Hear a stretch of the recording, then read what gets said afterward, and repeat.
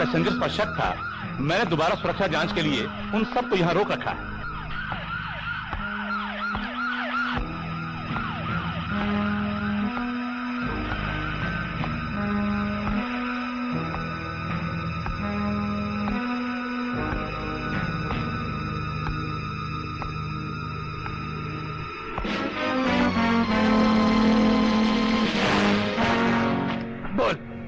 बम का रखा है। ये क्या बदतमीजी है? मैंने कहा बोल, बम का रखा है। मैं कुछ नहीं जानता। कमीने, मैं कुछ नहीं जानता। काम करने वाले कभी किसी से आंख नहीं मिला पाते। कुछ नहीं जानता। Inspector, yes sir. सभी पैसेंजर्स को बिल्डिंग के बाहर ले जाओ। ओके, अब चलिए चलिए, एवरीबॉडी आउट, क्विक, चलो चलो।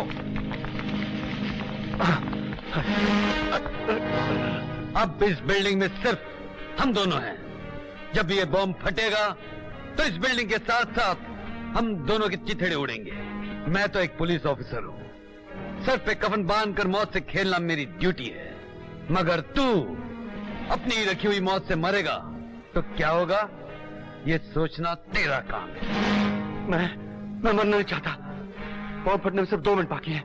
मैंने बम वहां छुपाया है।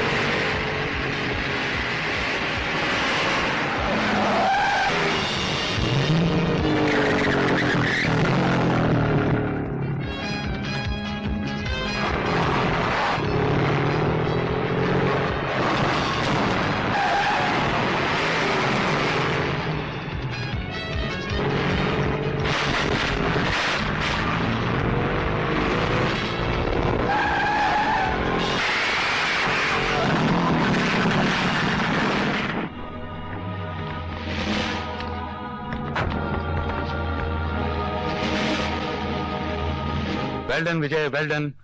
तुमने पुलिस डिपार्टमेंट का नाम रोशन कर दिया। Thank you sir. अच्छा एक बात बताओ, उस आदमी के बारे में कुछ पता चला कि वो कौन है, क्या नाम है उसका? पासपोर्ट पे उसका नाम जैकी है सर, लेकिन मुझे लगता है वो नाम नकली है। कोई पुराना रिकॉर्ड? छानबीन चल रही है, लेकिन मुझे उम्मीद नहीं कि उसका कोई रिकॉर्ड होगा, क्योंकि ऐसे काम नए और जरूरतमंद लोगों से करवाए जाते हैं। और सुल्लू के पटेल जैकी शन ने यह क्यों बताया कि बम कहाँ रखा है? इंस्पेक्टर विजय ने उसी बम की धमकी दी थी भाई, मौत के डर से उसे बताना पड़ा। मौत के डर से अगर उसने हम सबका नाम बता दिया तो हमारी सारी जिंदगी जेल की सलाखों के पीछे कट जाएगी। मैंने तो आपको पहले मना किया था भाई। मैं होटल चलाता हूँ, जुआ खिलवाता हूँ, स्मगलिंग करवाता हूँ, लेकिन विदेशियों के हाथ में बिककर ऐसा कोई काम नहीं करता। यह मत भूलो कि इस काम के लिए हमें पूरे 2 करोड़ रुपए मिले हैं। मैं पार्टी को समझाने सिंगापुर जाता हूँ, तुम यहाँ के हालात संभालना। साहब निशा जी का फोन आया था, आपसे मिलना चाहती हैं। ठीक है। ये निशा कौन है? हमारे क्लब की डांसर है भाई, जय किशन है ना, उसे प्यार करा।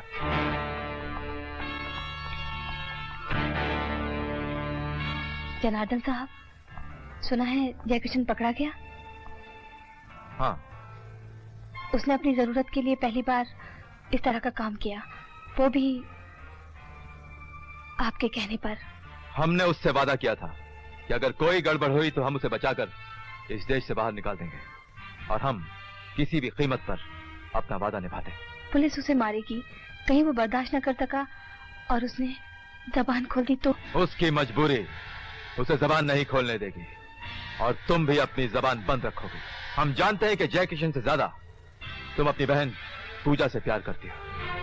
अगर तुम्हारी जबान में से एक शब्द भी निकला तो तुम्हारी बहन जिंदा नहीं रहेगी। जनार्दन वादा निभाना जानता है तो सजा देना भी आता है उसे।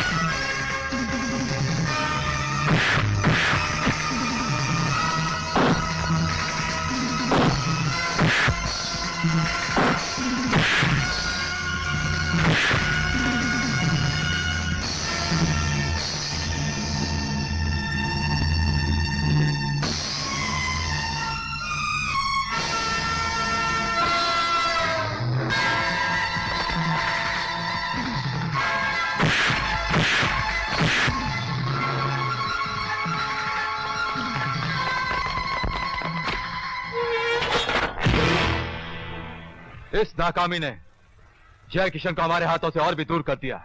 अगर आप कहें तो उस पुलिस स्टेशन को बम से उड़ा दे सर। नहीं, जय किशन को हमें जिंदा छुड़ाना है और यह काम सिर्फ एक ही आदमी कर सकता है। वो कौन है सर? दिमाग की ताकत से 2 नंबर की दुनिया में राज करने वाला चड्डा। दिल्ली से बात हो गई है। आज की मीटिंग में सीमेंट का कोटा दलाल एंड सन्स को दिया गया है। दलाल एंड सन्स आपके हिस्से का पैसा स्विट्जरलैंड में जमा करा देंगे। जापान से केमिकल का जो कॉन्ट्रैक्ट आपने कपूर एंड सन्स को दिलवाया था, वो माल गोदी में पहुंच चुका है और कमीशन का 2.5 करोड़ रुपया जमा हो चुका है। गुड मॉर्निंग चड्डा साहब। Good morning Janardan. अंडरवर्ल्ड के जाने माने खिलाड़ी को आज हमारी जरूरत कैसे आ पड़ी? हम तो बस नाम के जाने माने हैं चड्डा साहब। असली खिलाड़ी तो आप हैं, जो जब चाहें जहां चाहें कुछ भी करवाते हैं।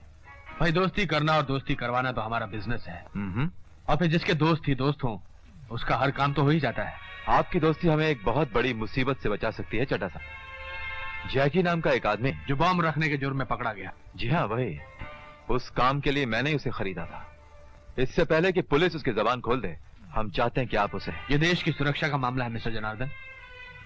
इसमें हमारा कोई भी सरकारी दोस्त मदद नहीं कर सकता। मैं जानता हूं चड्डा साहब, इसलिए हम उसे कानूनी तरीके से नहीं, पुलिस स्टेशन से फरार कराना चाहते हैं। इस काम की कीमत होगी 50 लाख रुपए। हमें मंजूर है, लेकिन यह काम है बहुत मुश्किल। मुश्किल को आसान करना चड्डा को बहुत अच्छी तरह आता है मेरे दोस्त। हम जानते हैं। Thank you. भूषण, जैकी का केस किस पुलिस स्टेशन में है, किस पुलिस इंस्पेक्टर के हाथ में है, इसकी फाइल मुझे 1 घंटे के अंदर चाहिए। Good afternoon sir. Good afternoon inspector. आइए आइए, बैठिए। Thank you sir. भाई, अगर काम ना हो और हम आपको ना बुलाएं तो आप तो हमको याद ही नहीं करते। सर, आप बड़े बिजी हैं, किसी न किसी काम में मसरूफ रहते हैं। दोस्ती करना और दोस्ती कराना हम लोगों का बिजनेस है, और फिर दोस्त लोग हमको मसरूफ रखते ही हैं। वो फाइल ले आए आप? हाँ जी, ये लीजिए सर। इस केस को इंस्पेक्टर विजय हैंडल कर रहा है। अच्छा, ये इंस्पेक्टर विजय का इतिहास क्या है? इसके दादा ने आजादी की लड़ाई में जान दे दी। इसका बाप पुलिस में था। चंबल के डाकू उसके नाम से कांपते थे, पर वो ड्यूटी पे मारा गया। विजय का रिकॉर्ड ये कहता है कि गैर कानूनी काम करने वालों का ये कट्टर दुश्मन है। सर, वर्दी को तो ये भगवान का चोला समझता है और रिश्वत से इसे सख्त नफरत है। कमाल है, ऐसे लोग इस महंगाई के जमाने में जिंदा कैसे रहते हैं। खैर, आपने इस इंस्पेक्टर की खूबियां तो मुझे बता दी, अब जरा इसकी कमजोरियां भी बता दीजिए। सर, मेरी नजर में तो इसकी कोई कमजोरी नहीं है सर। ऐसा कैसे हो सकता है? इस दुनिया में एक भी ऐसा आदमी नहीं होगा जिसकी कोई कमजोरी ना होगी। यह बात दूसरी है कि आपकी नजर उसे ढूंढ नहीं सकती होगी। खैर, आपने इतनी मालूमात पहुंचाई, इसका बहुत बहुत शुक्रिया। सर, ये तो दोस्ती का फर्ज है।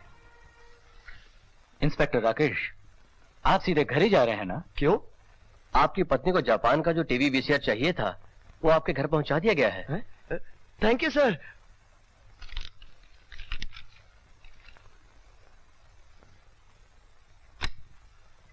हीरा को अंदर भेजो। Yes sir. ये इंस्पेक्टर हमेशा इंस्पेक्टर ही रहेगा। कहता था कि इंस्पेक्टर विजय की कोई कमजोरी नहीं है। ये है इंस्पेक्टर विजय की कमजोरी। ये फोटो किसका है चड्डा साहब? इंस्पेक्टर विजय के छोटे भाई अजय का। अरे पूजा, ये सब क्या हो रहा है? हम लोगों ने फैसला किया है कि इस साल कॉलेज के इलेक्शन में तुम खड़े होगे। बिल्कुल नहीं। मैं इन चक्करों में नहीं पड़ने वाला। क्यों? क्योंकि पूजा, आज के जमाने में कुर्सी सिर्फ पाप करने के लिए हासिल की जाती है। स्टूडेंट का नेता बनकर लीडर कॉलेज में स्ट्राइक कराता है, म्युनिसिपल काउंसलर बनकर अपने नाकारा रिश्तेदारों को नौकरी दिलाता है, और देश का नेता बनकर देश को बेचता है। हो सकता है कि कुछ लोग ऐसे होंगे, लेकिन जब तक इन लोगों को हटाने वाला कोई नहीं आएगा तो देश का सुधार कैसे होगा? देखो अजय, मैंने इन सबसे वादा किया है कि तुम्हें राजी कर लूंगी। अब तुम्हें इलेक्शन में खड़ा होना ही पड़ेगा। Vote for Ajay Singh! Vote for! Vote for! क्या कहा? अजय सिंह इलेक्शन में खड़ा हो रहा है? इसका मतलब चरस और गांजे की सप्लाई जो तुम्हारी लीडरशिप में इस कॉलेज में मिल रही थी, वो सब बंद हो जाएगी हैं? और इलेक्शन के जमाने में आपके डैडी नेता परशुराम के लिए जो तोड़फोड़ का हम काम करते थे, क्या वो भी बंद हो जाएगा? Shut up! मैं नेता का बेटा हूँ, 2 साल हो गए इस कॉलेज को छोड़े और आज भी इस कॉलेज में वही होता है जो मैं चाहता हूं और आगे भी वही होगा जो मैं चाहूंगा। तो फिर अजय को इलेक्शन लड़ने दें। हाँ, इलेक्शन से हटाने की तरकीब। यस, नेता के बेटे की नीति यही कहती है कि अजय और पूजा की प्रेम कहानी इस कॉलेज में ऐसी फैलाई जाए कि इलेक्शन तो दूर की बात है, प्रिंसिपल उसे इस कॉलेज में अटेंडेंस भी नहीं देने देंगे। आज शाम को अजय और पूजा को इस क्लब में ले आओ और उनके कोल्ड ड्रिंक्स में नशे की गोलियां मिलाई जाएंगी, फिर देखना तमाशा।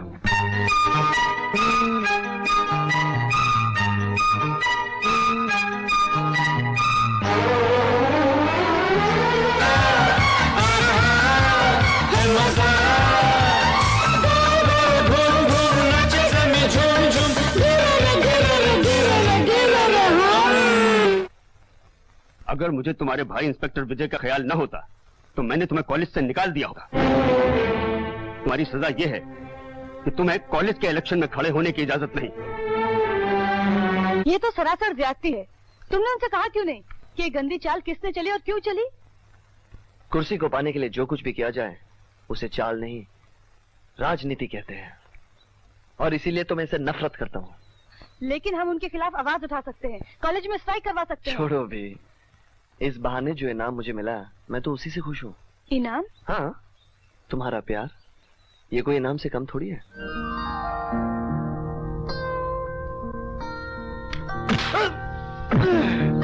अरे ये क्या मजाक है भाई?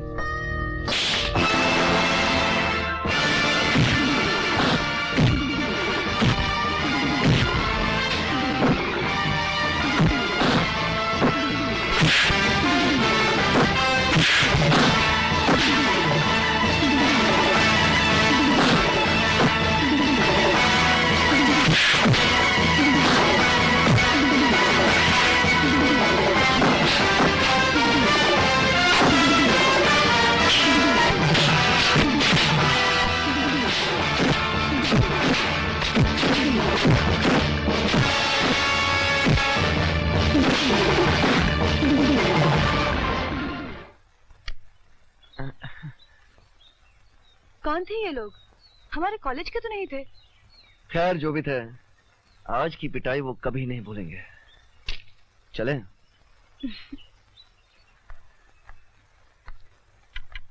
अजय, अरे भैया आप यहाँ कैसे चले आए अचानक? अब बैठिए ना।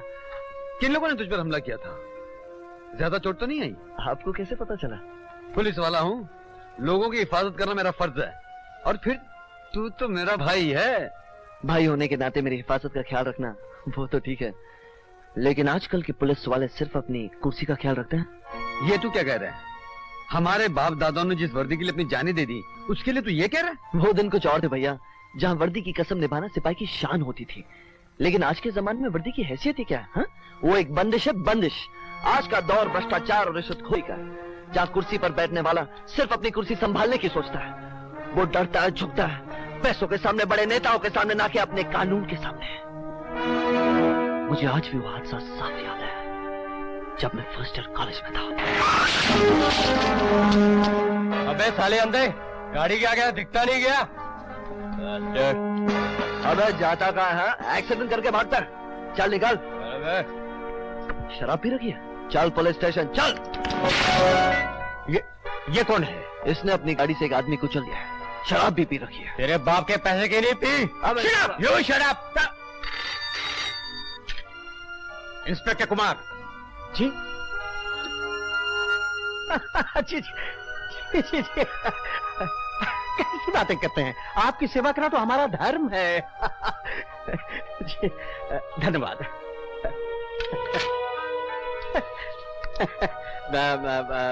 चंद्रकांत जी आप जा सकते हैं।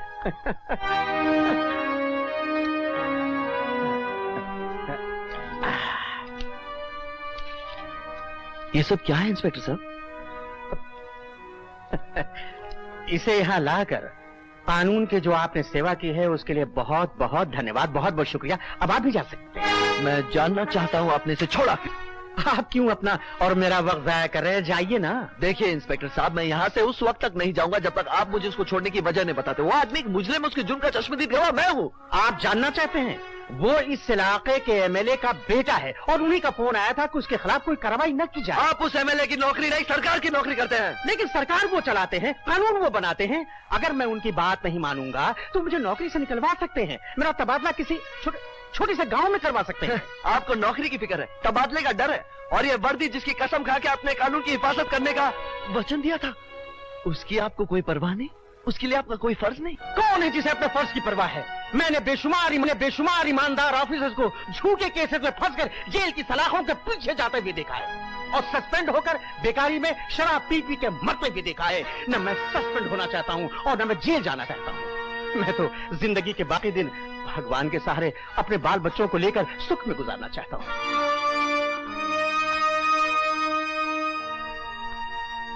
मैं मानता हूं कि भ्रष्टाचार के इस दौर में कई पुलिस वाले बड़े लोगों के दबाव में आ जाते हैं, लेकिन इसका मतलब यह नहीं कि पूरा पुलिस डिपार्टमेंट करप्ट है। अब मुझे देख, मैं तेरा भाई तेरे सामने खड़ा हूं, कभी मुझे किसी के सामने झुकते हुए देखा? एक गंदी मछली सारे तालाब को गंदा कर सकती है भैया, लेकिन एक अच्छी मछली सारे तालाब की गंदगी को दूर तो नहीं कर सकती। ठीक है, मैं मानता हूं कि तू बातों में बहुत होशियार है। फिलहाल तो अपनी पढ़ाई पूरी कर ले, इस मामले में बाद में बात करेंगे। अच्छा ये बता, जिन लोगों ने तुझ पर हमला किया था उनमें से किसी को तू पहचानता है? कोई नाम, कोई निशानी? नाम तो नहीं जानता। एक आदमी के दाहिने गाल पर एक चाकू के घाव का निशान था। चाकू के घाव का निशान? तुम एक कॉलेज के मामूली लड़के को पकड़ नहीं सके? उसको कोई मामूली लड़का मत समझना भूषण, उसके लड़ने के स्टाइल से मालूम पता है कि वो 8-10 को आराम से मार सकता है। तुम्हारे जैसे हट्टे कट्टे आदमी के मुंह से एक लौंडे की तारीफ अच्छी नहीं लगती। नहीं भूषण, किसी की बात को इस तरह नजरअंदाज करना ठीक नहीं।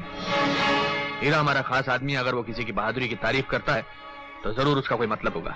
यस, फिलहाल इस चक्कर को भूल जाओ, क्योंकि अरे नहीं उसका बड़ा भाई विजय भी होशियार हो गया होगा।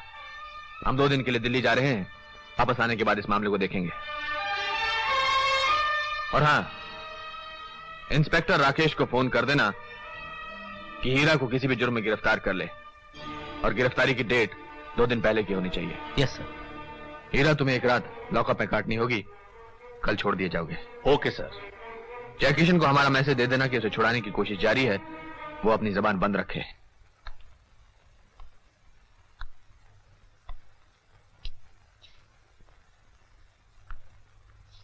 जैकी, जैकी,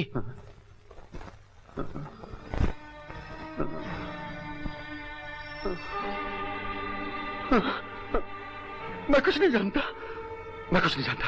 यही बोलना तुम्हारे लिए बहुत जरूरी है। जनार्दन साहब ने तुम्हारे लिए मैसेज भेजा है। कौन जनार्दन?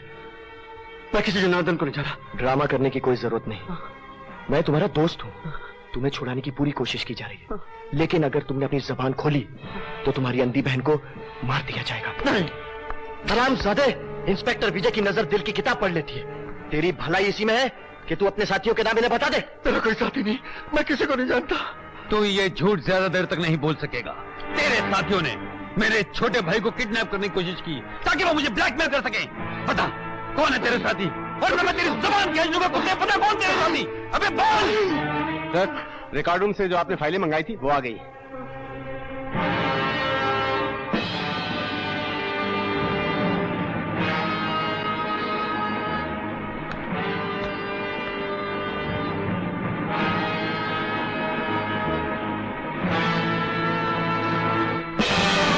आदमी के दाहिने गाल पर एक चाकू के घाव का निशान था।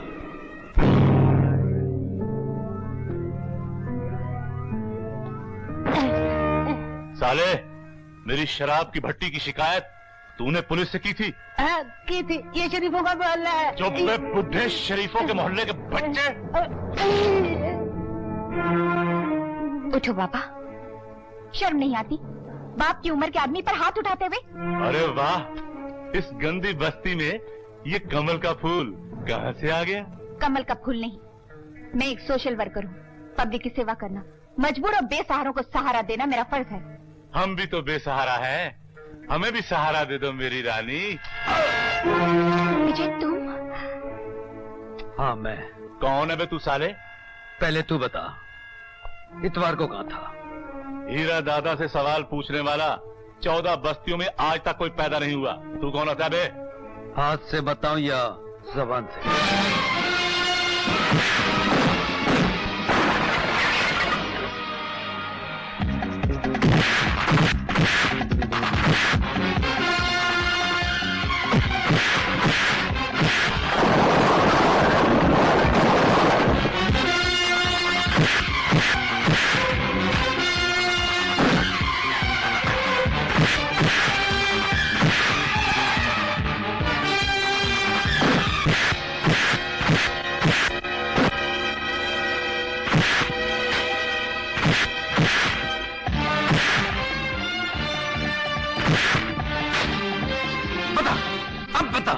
इतवार को तो कहा था, बोल। विजय, इतवार को तो ये पल्टन रोड पुलिस स्टेशन में था। क्यों बे? आज ही छूटा और आज ही अंदर जाने की हरकत कर रहा है। आज ही छूटा? हाँ, इस मोहल्ले में मैंने इसे शराब की भट्टी लगाते हुए शनिचर को पकड़ा था। आज ही इसकी जमानत हुई है। मैंने सोचा देखा हूं कहीं फिर कोई हरकत तो नहीं कर रहा। इसका मतलब ये कि इतवार को ये लॉकअप में था? हाँ, क्यों? कुछ नहीं, ये बस्ती में दंगा फसाद कर रहा था। ले जाओ इसे, ले जाओ इसे। इसका मतलब है अजय पर किसी और ने हमला किया था।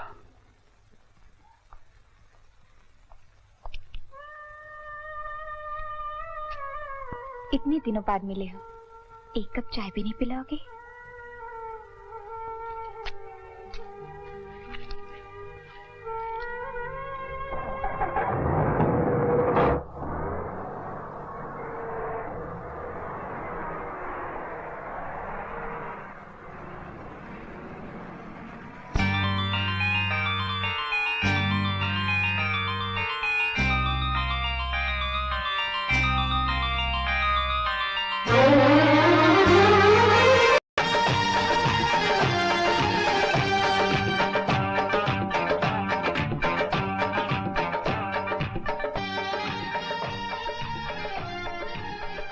विजय,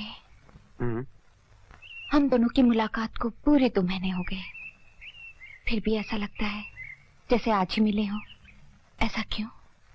यही तो प्यार का करिश्मा है, जिसे 2 इंसान जीवन साथी बनकर सारी जिंदगी गुजार देते हैं। मुझे कब बनाओगे? क्या? जीवन साथी? अरे इतनी जल्दी क्या है, पहले मुझे अच्छी तरह समझ तो लो। हम दोनों एक दूसरे से प्यार करते हैं, इससे ज्यादा क्या समझना। वैसे भी मैं अपने डैडी की इकलौती बेटी हूँ। इससे पहले कि वो मेरी शादी कहीं और कर दें, मैं चाहती हूँ कि तुम मुझे उनसे मांग लो। कब आ रहे हैं वो? कल अमेरिका से उनका फोन आया था, 1-2 दिन में बॉम्बे पहुँचेंगे। मैं चाहती हूँ तुम भी मेरे साथ बॉम्बे चलो। मुझे इतनी लंबी छुट्टी नहीं मिलेगी। लंबी छुट्टी की क्या जरूरत है, सुबह प्लेन में जाएंगे, शाम को वापस। हे मैम साहब, बॉम्बे प्लेन से आने जाने का किराया है 2500 रुपए और मेरी तनख्वाह है 2000 रुपए। इसलिए सरकार ने हम जैसों के लिए ट्रेन बनाई है। और सुनो, शादी के बाद तुम्हें भी ट्रेन में ही चलना होगा। तुम मेरे साथ हो तो ट्रेन क्या, मैं पैदल भी चल सकती हूँ। That's like a good girl.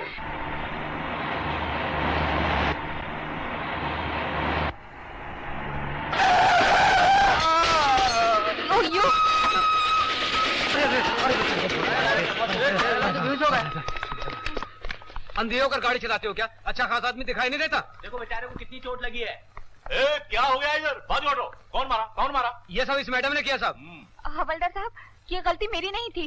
ये अचानक साइकिल लेके मेरे सामने आ गया। गलती किसका है किसका नहीं, अंदर जाके पता चलेगा। पहले इसे उठाओ और हॉस्पिटल ले चलो। हाँ चलो, चलो। मेम साहब, मामला बहुत सीरियस हो गया है। हाँ? उसकी हड्डी टूट गई। उसे 2-3 दिन अस्पताल में रहना पड़ेगा। हाँ। हवलदार साहब, कितना खर्चा होगा? इलाज का या आपका नाम भी एक्सीडेंट से हटाने का? दोनों का। जास्ती नहीं होगा मेम साहब, खाली 3000 रुपया होगा। हम क्या लिखेगा रिपोर्ट में कि वो साइकिल से गिरा और उसका हड्डी टूट गया। ठीक है, मैं 5000 देती हूँ। अरे मेम साहब, फिर तो आप एक और एक्सीडेंट का डालो ना, वो भी अपन संभाल लेगा। ये लो। साहब, तुम जैसे लोग ही पुलिस डिपार्टमेंट को बदनाम करते हो। तुम जैसों को गोली मार देनी चाहिए। गलती हो गया साहब। ये गलती नहीं, जुर्म है। आज से मैं तुम्हें सस्पेंड करता हूँ। और तुम मेरे साथ पुलिस स्टेशन चलो। ओह, कम ऑन विजय। मैं तुम्हें एक्सीडेंट करने और रिश्वत देने के जुर्म में गिरफ्तार करता हूँ। मजाक मत करो विजय। कानून का मजाक उड़ाने वालों से मैं मजाक नहीं किया करता, उन्हें सजा दिलाता हूँ। Come on.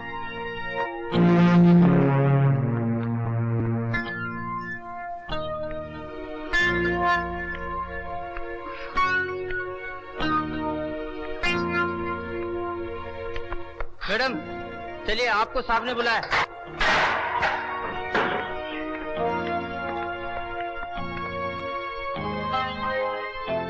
I am sorry आरती जी, आपको इतनी देर लॉकअप में रहना पड़ा। Very sorry. इतनी देर अंदर रहने के बाद इतना जरूर समझ गई होंगी कि ना ही तेज गाड़ी चलाना और ना ही दोबारा किसी को रिश्वत देने की कोशिश करना। मैं तेज गाड़ी भी चलाऊंगी, जरूरत पड़ने पर रिश्वत भी दूंगी, और तुम जैसे खुदगर इंसान से शादी भी नहीं करूंगी। प्यार और शादी मेरा जाती मामला है, जिसका इस वर्दी से कोई ताल्लुक नहीं। अगर मैंने तुम्हें चाहा ना होता तो मुझे लॉकअप में डालने के बदले में मैं तुम्हारी इस वर्दी को उतरवा देती। आरती, इस वक्त तुम गुस्से में हो। तुम्हारे मुंह से निकला हुआ कोई भी गलत शब्द तुम्हें दोबारा हवालात में पहुंचा सकता है। इससे अच्छा है तुम यहाँ से चली जाओ। तुम मुझे हवालात की धमकी दे रहे हो? बंद कर दो मुझे। मेरे पापा के एक फोन पर इस पुलिस स्टेशन का हर आदमी डिसमिस न कर दिया जाए तब कहना। आरती, फजूल की बकवास मत करो।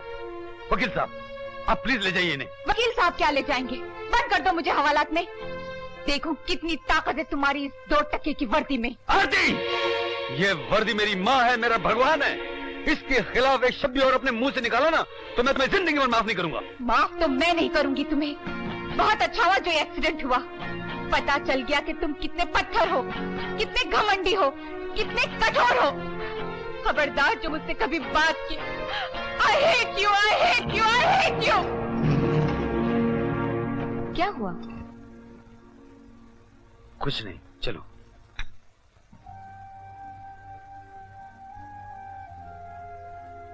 क्या मौन व्रत रखा है? कुछ बोलोगे नहीं? तुम ही ने कभी मना किया था। आज मैं ही कह रही हूँ। जरूरी नहीं कि तुम्हारी हर बात मानूं। बहुत नाराज हो मुझसे? तुम नफरत कर सकती हो, मैं नाराज भी नहीं हो सकता। गुस्से में इंसान कुछ भी बोल देता है विजय।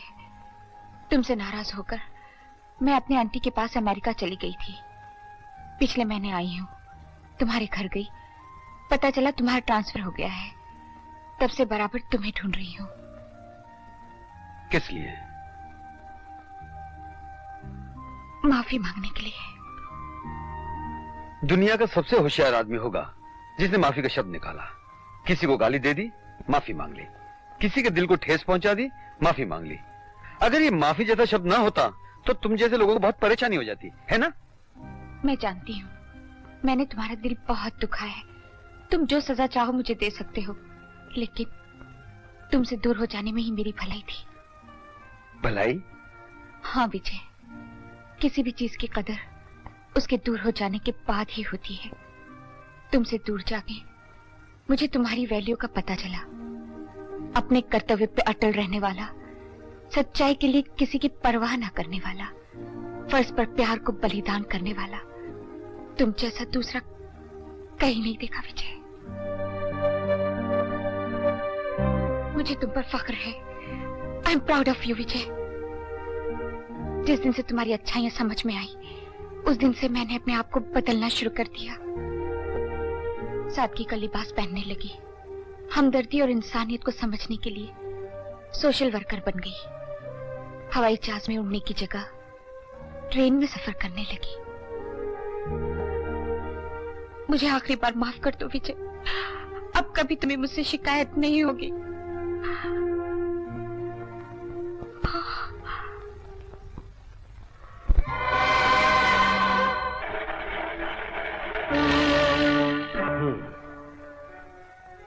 इंस्पेक्टर विजय की ऑनेस्टी और वर्दी के प्रति उसके कर्तव्य की पुलिस डिपार्टमेंट में कस्में खाई जाती हैं। हमारे विचार में आपका उससे टकराना उचित नहीं। परशुराम जी, जनार्दन अंडरवर्ल्ड का माना हुआ आदमी है और उसका भाई बाबला गोल्ड की स्मगलिंग का बेताज बादशाह है। ये दोनों हमारे काम के लिए बहुत जरूरी हैं। ये सोच के एक काम मैंने अपने हाथ में लिया था। सुनिए सुनिए चड्ढा साहब, देखिए, आपसे हमारे व्यापारिक संबंध हैं। आप हमारे होने वाले समधी भी हैं, परंतु नेता परशुराम अपनी कुर्सी को खतरे में नहीं डाल सकता। ठीक है, मैं खुद ही कोई रास्ता ढूंढ लूंगा। ये कागजात तैयार हो गए हैं। मेरी बेटी आरती ने इन पर दस्तखत कर दिए हैं। आपका बेटा कहाँ है? Hi dad. Good evening. Good evening, good evening. इनसे मिलो। आप हैं चड्ढा साहब, हमारे परम मित्र और तुम्हारे होने वाले ससुर जी। ससुर जी इनकी बेटी आरती से हमने तुम्हारा विवाह निश्चित किया है। तुम्हें कोई आपत्ति तो नहीं? डैडी, अब आपने फैसला कर लिया है तो मैं कुछ नहीं बोलूंगा। देखा चड्डा साहब, हमने आपसे कहा था ना कि हमारा बेटा हमारी हर बात को मानता है। बेटे, जरा इन कागजात पर हस्ताक्षर कर दो। लेकिन डैडी, इसमें लिखा क्या है? एक नई इंपोर्ट एक्सपोर्ट की कंपनी खोली जा रही है जिसमें तुम और चड्डा साहब की बेटी आरती दोनों पार्टनर होंगे। हम एक्सपोर्ट क्या करें? यहां से भेजा जाएगा चरस और अफीम, और वहां से आएगा सोना, गोल्ड। आपका मतलब ये सब इस कंपनी के नाम पर? इसमें हैरानी की क्या बात है? नेता परशुराम के बेटे और उनकी बहू की कंपनी होगी। चाय के पैकेट्स में चरस और अफीम जाएगी और ड्राई फ्रूट्स के डिब्बों में वहां से सोना आएगा। और फिर एक्सपोर्ट इंस्पेक्शन काउंसिल के कुछ ऑफिसर्स को तो आपके पिताजी जानते ही होंगे। हाँ dad, that's nice, that's nice.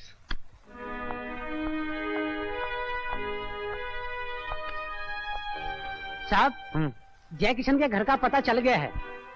Chandivali में उसका घर है, खोली नंबर 15, और घर में उसकी एक अंधी बहन है। आई सी। कौन है? जय किशन का घर यही है?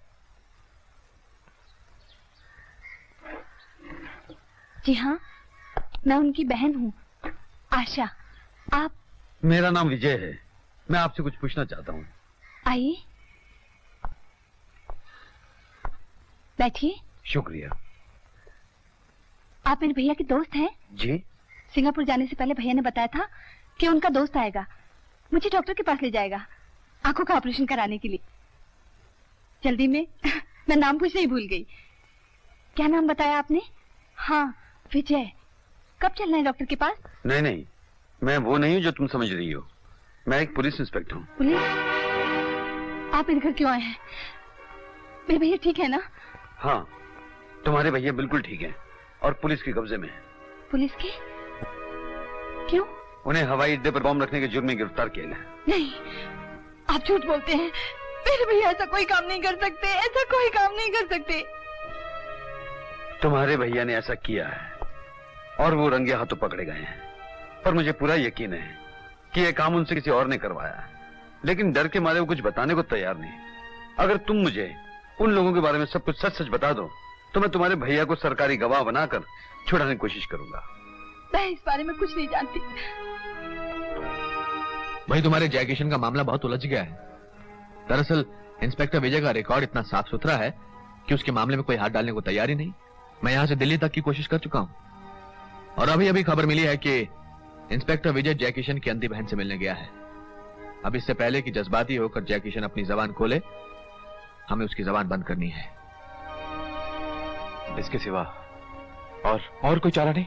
चारा होता तो मैं तुम्हें बुलाता नहीं। ठीक है, ये काम कैसे होगा? उसका इंतजाम मैं कर चुका हूं। इस वक्त जो वो खाना खा रहा होगा उसमें जहर मिला होगा। भूख भी अजीब चीज बनाई है भगवान ने। जितनी बुझाने की कोशिश करो उतनी ही बढ़ जाती है। हा? मैं पेट की भूख की नहीं, उस भूख की बात कर रहा हूं जिसे हवस कहते हैं। खाना खाओ, खाते रहो। 1500 रुपया महीना भाई बहन के लिए काफी नहीं था? हाँ? इसका मतलब आप? हाँ, मैं तुम्हारे बारे में सब कुछ जान गया हूं। तुम्हारी अंधी बहन को मिल भी आया हूं जो ये समझ रही है कि तुम सिंगापुर गए हो। इंस्पेक्टर साहब, आपने ठीक नहीं किया। वो लोग मेरी बहन को मार डालेंगे। मैंने उसकी हिफाजत का पूरा इंतजाम कर दिया है, लेकिन कब तक? इससे पहले कि उसकी जान को कोई खतरा हो तुम मुझे उन तमाम लोगों के नाम बता दो। बताओ जैकी, मुझे उन लोगों के नाम बताओ। इंस्पेक्टर साहब, वो जैकी, अरे कोई जल्दी आओ। जैकी, जल्दी को डॉक्टर बुलाओ। ये तो मर गया, लगता है इसे जहर दिया गया है।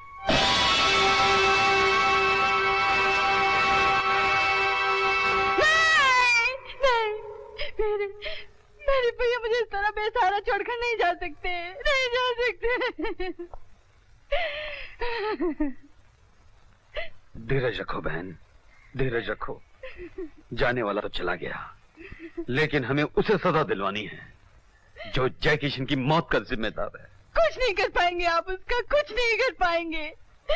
पुलिस स्टेशन में आपकी हिफाजत में जिसने मेरे भैया को जहर देकर मार दिया, कुछ नहीं कर पाएंगे आप उसका। जय किशन की मौत पुलिस के मुंह पर तमाचा, ये मैं मानता हूं, लेकिन इसका जवाब जय किशन को मारने वाले के लिए फांसी का फंदा होगा, इसका यकीन रखना। किस बात पर यकीन रखूं? आपने कहा था कि मेरी आंखों की रोशनी के साथ भैया की सजा के अंधेरों को दूर कर देंगे। यहाँ तो पूरी जिंदगी अंधेरे कुएं में दफन हो गई। घेर कर काले बादल अंधकार कर सकते हैं, लेकिन इसका मतलब ये नहीं कि सूरज छुप जाता है। क्या तुम जय किशन के किसी ऐसे दोस्त को जानती हो जिससे वो दिल की हर बात करता हो? हाँ, लेकिन भैया कभी कभी निशा नाम की डांसर का जिक्र किया करती थी। निशा? कहाँ डांस करती है वो? मुझे नहीं मालूम। तुम्हारे भैया अपनी सारी चीजें कहाँ पर रखा करते थे? शायद उसमें कोई काम की चीज मिल जाए। सामने वाली ड्रॉर में भैया अपनी सारी चीजें वहीं रखा करते थे।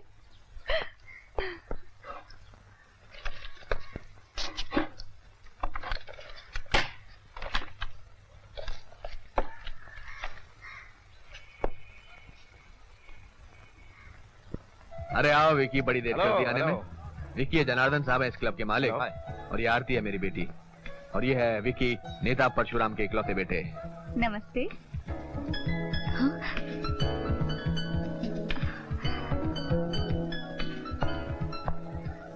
विजय, एक्सक्यूज मी डैड। हाय विजय। अरे आरती तुम? मैं अपने डैडी के साथ आई। ये इंस्पेक्टर यहाँ क्या करने आया है? चला साहब, आपकी बेटी इस इंस्पेक्टर को कैसे जानती है? Inspector Vijay, my dad. Hello. Hello. Vicky. Hello. Mister Janardan. आइए इंस्पेक्टर साहब, क्या लेंगे? मिस्टर जनार्दन, पुलिस वाले सिर्फ मालूमात लेने आते हैं। मालूमात? जी हाँ, आपके यहाँ ये लड़की डांस करती है। आपके आदमी ने बताया कि उसका नाम निशा है। क्या पूछना है आपको इससे? जय किशन नाम का आदमी पुलिस ने पकड़ा था, निशा उसे जानती है। जी मुझे मालूम नहीं, लेकिन निशा से कुछ पूछने के लिए आपको इंतजार करना पड़ेगा। उसके प्रोग्राम का वक्त हो रहा है। Ladies and gentlemen, here comes your favorite Miss Nisha.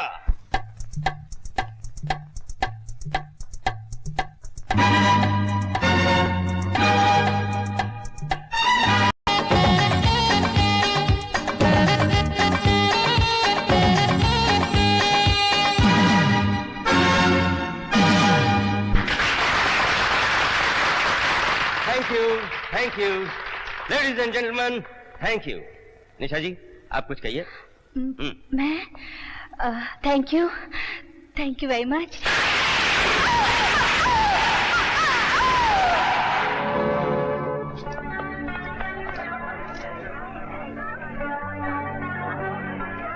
Don't move. It's a police case.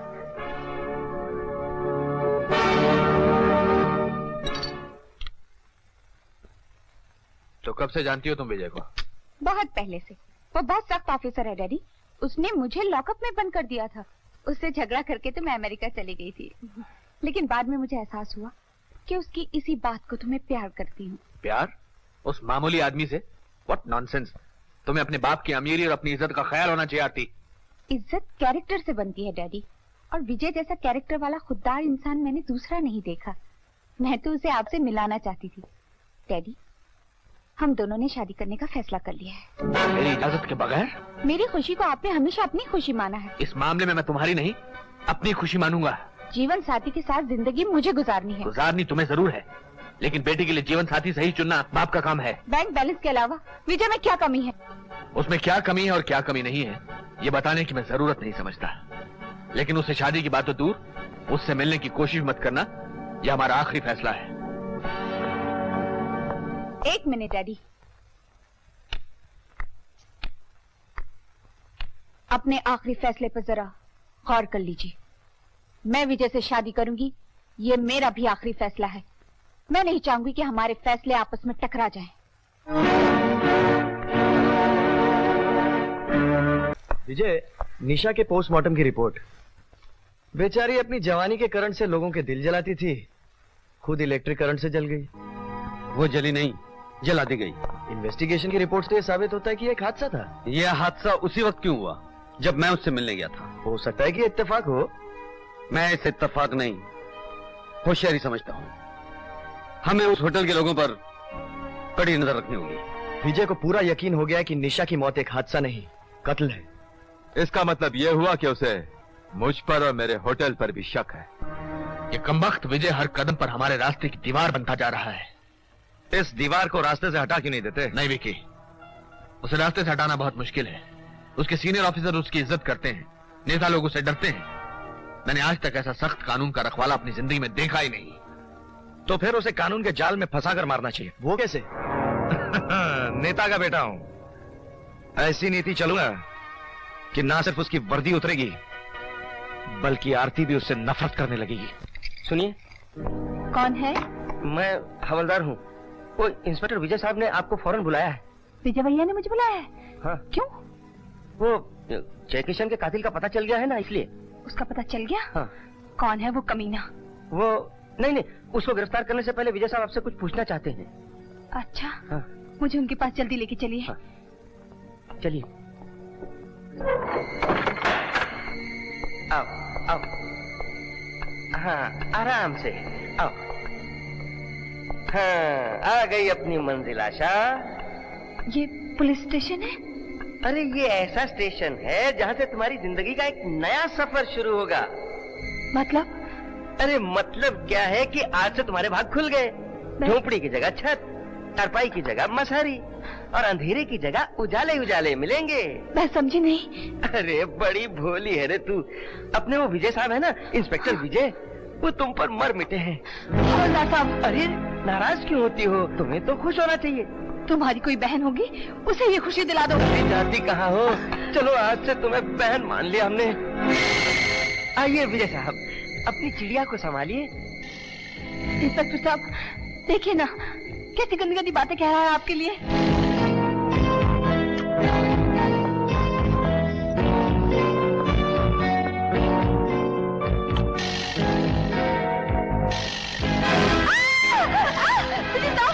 ये क्या कर रहे हैं? विजय साहब छोड़ दीजिए मुझे। अरे भागती कहाँ है रे तू?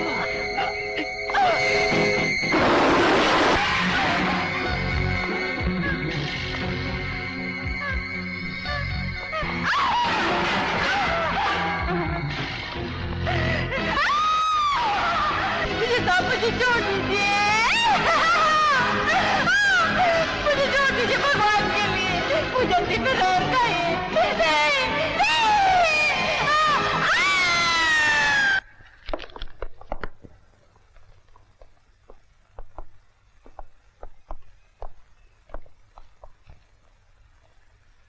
अरे आओ राकेश, आओ। बहुत अच्छे मौके पर आया हूँ। लो चाय पियो। मैंने अपने हाथों से बनाई है, बहुत कम लोगों को नसीब होती है। मैं चाय पीने नहीं आया हूँ, तुम्हारे लिए हथकड़ी लाया हूँ। हथकड़ी? ये रहा तुम्हारी गिरफ्तारी का वारंट। मेरा जुर्म क्या है? तुमने जैकी की बहन आशा का बलात्कार किया है।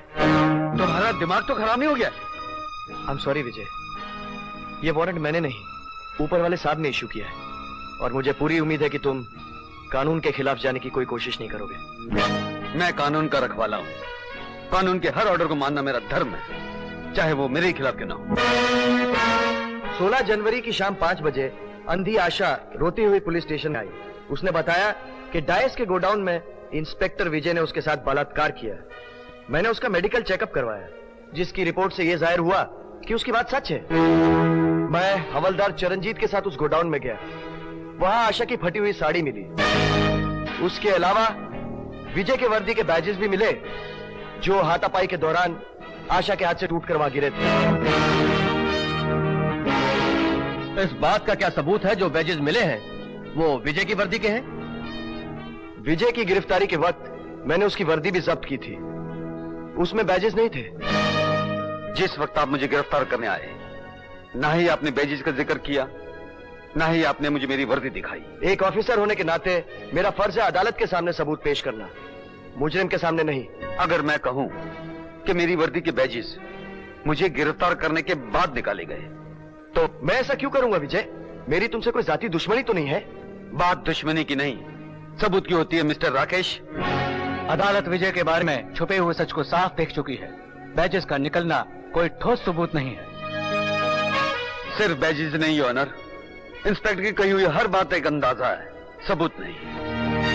इन्होंने कहा कि आशा के साथ गोडाउन में बलात्कार हुआ। क्या इनके पास एक भी चश्मदीद गवाह है जिसने मुझे वहां देखा हो? मेडिकल टेस्ट से साबित होना कि आशा के साथ बलात्कार हुआ, यह तो साबित नहीं करता कि ये घिनौना काम मैंने किया हो। मैं कहती हूँ तुमने किया है। तुमने मेरी इज्जत लूटी है, तुमने मेरे साथ अपना मुकाबला किया है। तुम कानून के रखवाले नहीं, कानून के सबसे बड़े मुजरिम हो। तुम्हें कानून की वर्दी पहनने का कोई अधिकार नहीं। तुम एक दाव हो इस देश की पुलिस के नाम पर। तुम पुलिस वाले हो, सबूतों को उल्टा सीधा करके बच जाओगे, लेकिन मुझे अंधी की लाचारी, मेरी हाय तुम्हें कहीं नहीं छोड़ेगी। कीड़े पड़ेंगे तुम्हारे शरीर में विजय, कीड़े पड़ेंगे।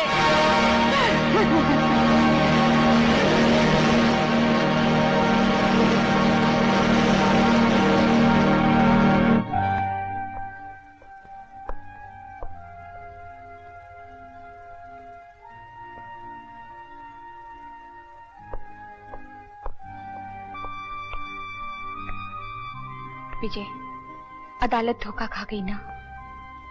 मैं इसे अदालत का धोखा खाना नहीं, तकदीर की गर्दिश कहूंगा।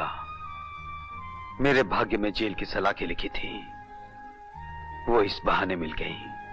तुम इसे अंधे कानून की भूल नहीं कहोगे? बिल्कुल नहीं। कानून ने सबूतों की सच्चाई पर फैसला किया है। भूल किए उन सबूतों को पेश करने वालों ने, खास तौर से वो अंधी लड़की, उसकी तड़प, उसका बयान, वो चीख चीख कर कह रही थी कि वो सच कह रही है। और सच ये है कि तुमने ऐसा नहीं किया। मेरे और उसके सच के बीच में झूठ की एक दीवार है।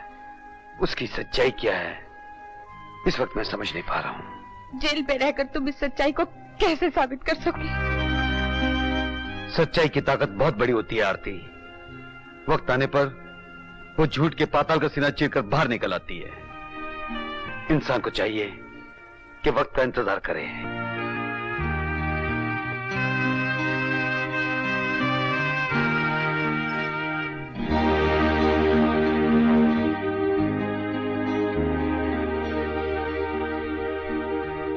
ये क्या है? जिस वक्त पर तुम्हें इतना भरोसा है उसका इंतजार करने का, ये मेरा सहारा है।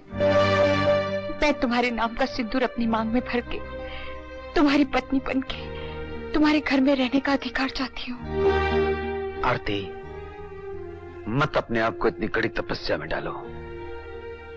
हो सकता है कि मेरी बेगुनाही साबित ना हो, और साथ साथ 7 साल क्या, मैं 7 जन्म तुम्हारा इंतजार कर सकती हूँ। नहीं आरती नहीं, मैं तुम्हें इतनी बड़ी सजा नहीं दे सकता। मेरा काम मानो, किसी अच्छे से आदमी से शादी करके अपना घर बसा लो। विजय, तुम्हें गलत समझ के, तुमसे नफरत करके, तुम्हारे बिना 1 साल नहीं गुजार पाई। तुम्हें समझकर 1 पल भी नहीं गुजार पाओगी। मैंने अपनी जिंदगी तुम्हारे नाम पर लिख दी है। अपना नाम देके इज्जत से जीने का अधिकार दे दो तो ठीक है, वरना तुम्हारे नाम के साथ बदनाम होकर जिंदगी गुजार दूंगी। आरती, आरती को उसके नाम की तरह पवित्र रहने का हक दे दो विजय। तुम्हें तुम्हारी आरती की सौगंध।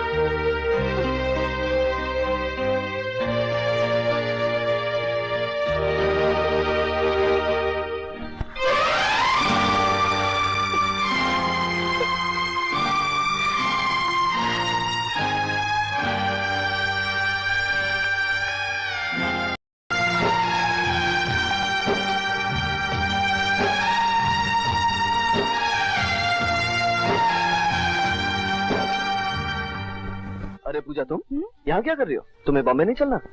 मैं अपनी दीदी का वेट कर रही हूँ। लगता है उन्होंने ट्रेन मिस कर दी। ओह, चलो मैं भी रुक जाता हूँ। नहीं नहीं, तुम जाओ, वरना तुम्हारे भैया परेशान होकर खुद चले आएंगे। और वैसे भी मैं दीदी के साथ पूना जा रही हूँ। नेक्स्ट वीक जब बॉम्बे आऊंगी ना तो तुम्हारे घर आऊंगी। तुम अपनी दीदी को साथ जरूर लाना। मैं अपने भैया को तुम्हारे बारे में सब कुछ बता दूंगा। मैं चलूं?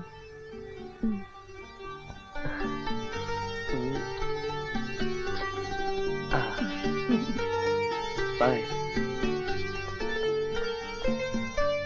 भैया भैया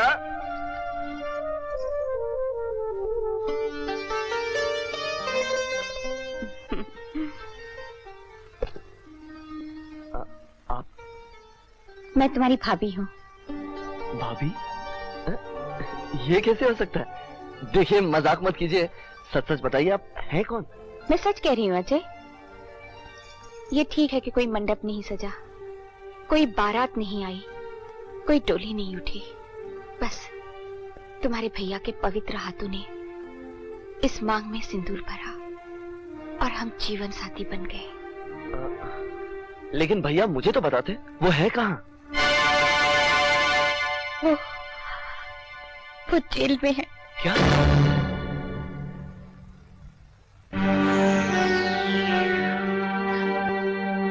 तुम्हारे एग्जाम चल रहे थे, पढ़ाई में तुम्हें डिस्टर्ब ना हो इसलिए तुम्हें कुछ नहीं बताया गया। भाभी, भैया जैसे सच्चे इंसान के साथ जो कुछ भी हुआ है वो आज के भ्रष्टाचार के जमाने में कोई नई बात नहीं, लेकिन आपने जो किया वो सत्युग की सीता तो कर सकती थी, कोई कलयुग की नारी ऐसा करेगी ये मैं सोच भी नहीं सकता था। आप सचमुच महान हो भाभी। अरे ये क्या कर रहे हो अजय? इन पवित्र चरणों की सौगंध भाभी, तुम्हारे और भैया के इस वनवास को तुम्हारा देवर खत्म करेगा। ये वनवास नहीं, एक किस्म का इम्तिहान है, कानून और वर्दी का। किस कानून किस वर्दी का? उसका जिसकी इज्जत की आप कसमें खाते थे, जिसके लिए हमारे पुरखों ने अपनी जानें दे दी और जिसके बदले में आपको मिली है जेल की सलाखें, बदनामी, सजा। ग्रहण का दाग तो चांद और सूरज को भी सहना पड़ता है। हम तो इंसान हैं, तकलीफों पर मुस्कुराना इंसान की शान है अजय। कुदरत की दी हुई तकलीफ पर मुस्कुराना तो इंसान की शान होती है, लेकिन इंसान की दी हुई तकलीफ पर नहीं। भैया मुझे सिर्फ उन लोगों का नाम बताइए जिनकी वजह से आपको सजा हुई है, मैं उन कुत्तों को सच कहने पर मजबूर कर दूंगा और खुद सजा का हकदार बन जाएगा। अगर तूने गैर कानूनी ढंग से सच को उगलवाने की कोशिश की तो तू कानून का मुजरिम कहलाएगा। और बोलो, जिन्होंने कानून की कमजोरियों का नाजायज फायदा उठाकर आपको मुजरिम बना दिया, उनका? ये उनकी वक्त की जीत कह सकते हो, लेकिन उनका अंजाम अच्छा नहीं होगा। इस वक्त तो मुझे आपका, मेरा और आपके नाम का सिंदूर मांग में भरकर बैठी हुई भाभी का अंजाम बुरा नजर आ रहा है। यह हमारा अंजाम नहीं, जिंदगी के रास्ते की दुश्वारी है, सच्चाई की आग जिसमें तपकर आदमी कुंदन बनता है। मैं तो सिर्फ इतना जानता हूं कि आप बेगुनाह हैं और आपकी बेगुनाही साबित करना मेरा फर्ज है, जो मैं किसी भी हालत में करूंगा। मुझे सिर्फ उनके बारे में आप कुछ बता सकते हैं? इसके लिए तुझे मेरी एक शर्त माननी पड़ेगी, अपने शरीर पर पुलिस की वर्दी पहननी पड़ेगी। भैया तेरा फर्ज है मेरी बेगुनाही साबित करना और मेरा फर्ज है तुझे सही रास्ता दिखाना। अगर तू अपना फर्ज निभाना चाहता है तो तुझे मेरे बताए हुए रास्ते पर चलना पड़ेगा।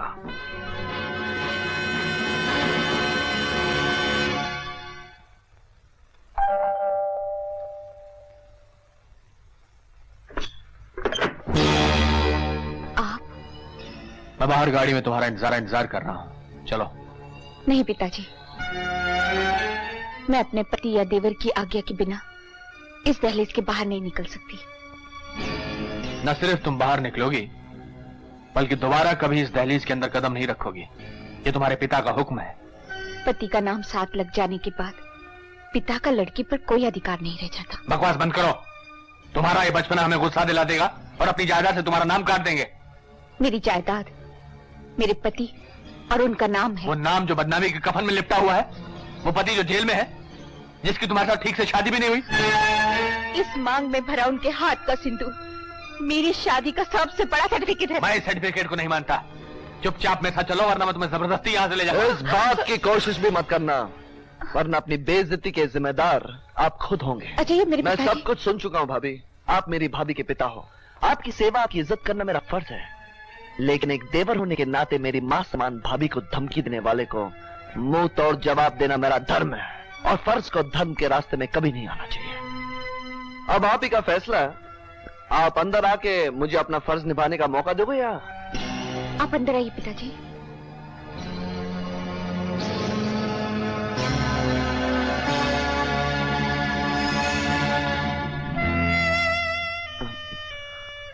आई एम सॉरी भाभी, मैंने आपके पिता के साथ ये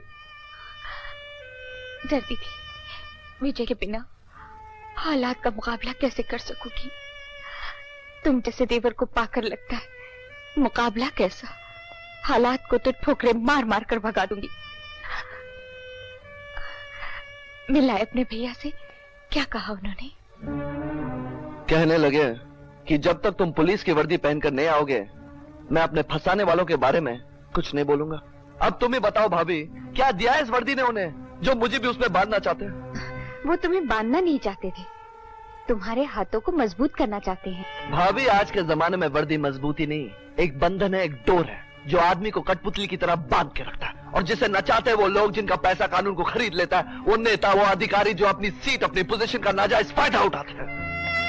इतनी सच्ची बात तुम जैसा हर नौजवान समझ ले तो आने वाले कल का इतिहास बदल सकता है। पैसे और कुर्सी की नाजायज ताकत के सामने तुम जैसे वर्दी की इज्जत, वर्दी की कसम खाने वाले जब झुकना छोड़ देंगे तभी तो बदलेगा आज का ढांचा, देश का भविष्य। ठीक है भाभी, अगर आप भी यही चाहती है तो इस वर्दी की कसम, इसकी शान, इसके हर असूल को मानकर पूरी ईमानदारी के साथ इसे पहनूंगा। ये भी कोई शादी हुई अंकल? न फेरे न बारात, पाप हैं आप, जबरदस्ती कर सकते थे। वो बालिग है विकी, जबरदस्ती नहीं कर सकता। और फिर तुम जानते हो कि आरती कितनी जिद्दी है। लेकिन तुम फिक्र मत करो, विजय को 7 साल की सजा हुई है, 3-4 महीने में जज्बात का जोश ठंडा हो जाएगा, फिर मैं उसे ले आऊंगा। लेकिन अंकल उसके बीच अगर हमें कुछ माल बार भेजना पड़ा तो आरती के दस्तखत की जरूरत तो पड़ेगी ना? तुम उसकी चिंता मत करो, दस्तखत मैं ले आऊंगा। विजय के प्यार ने उसका दिल जरूर जीत लिया है, लेकिन उसके प्यार में इतना दम नहीं जो बाप के अधिकार को छीन सके। मैं कसम खाता हूँ इस वर्दी की, मैं कसम खाता हूँ इस वर्दी की कि इस देश के कानून को, सच्चाई से निभाने के लिए, अपनी जान की बाजी लगाने से भी मैं पीछे नहीं हटूंगा। जय हिंद। जय हिंद।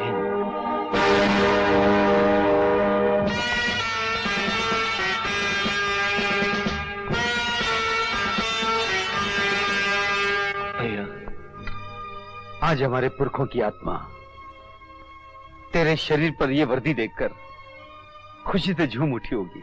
मेरी आत्मा तो उस वक्त खुश होगी जब मैं आपको इस कैदी की वर्दी से आजाद करवाऊंगा। तू ऐसा करेगा मेरे भाई, इसका मुझे पूरा यकीन था। भैया मैंने आपके केस पेपर्स पढ़े, उस हरामजादी अंधी नहीं अजय नहीं, उस लड़की के बारे में गलत मत सोच। मेरी दिली तमन्ना है कि मैं उसका ऑपरेशन कराऊं, उसकी आंखें वापस दिलाऊं। ये आप उस लड़की के बारे में कह रहे हैं जिसके झूठे बयान ने आपके नाम, आपकी इज्जत को बदनाम किया, आपको सजा दिलाई? मेरा तजुर्बा कहता है अजय कि आशा ने जो कुछ भी अदालत में कहा वो सच है। और आप ऐसा घिनौना काम नहीं कर सकते, ये भी सच है। वो कौन सी बात है, कौन सी चाल है जिसने आशा के झूठे बयान में सच्चाई जैसी ताकत पैदा कर दी? इसका पता तुम्हें लगाना है। इस खेल की शुरुआत उस दिन हुई थी जब मैंने जय किशन को गिरफ्तार किया था। जय किशन आशा का भाई था। वो जनार्दन के होटल में डांस करने वाली निशा से प्यार करता था, वही काम करता था। तुम्हें अपनी तफ्तीश की शुरुआत जनार्दन के होटल से करनी होगी।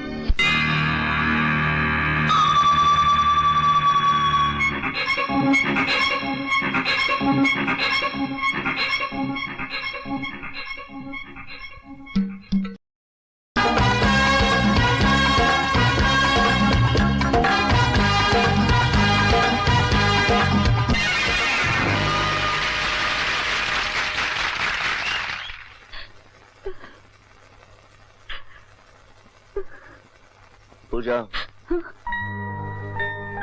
अजय, तुम यहाँ क्या कर रहे हो? यही सवाल मैं तुमसे पूछना चाहता हूँ। तुम्हें इस रूप में देखे मेरे दिल पर क्या गुजरेगी, ये कभी सोचा तुमने?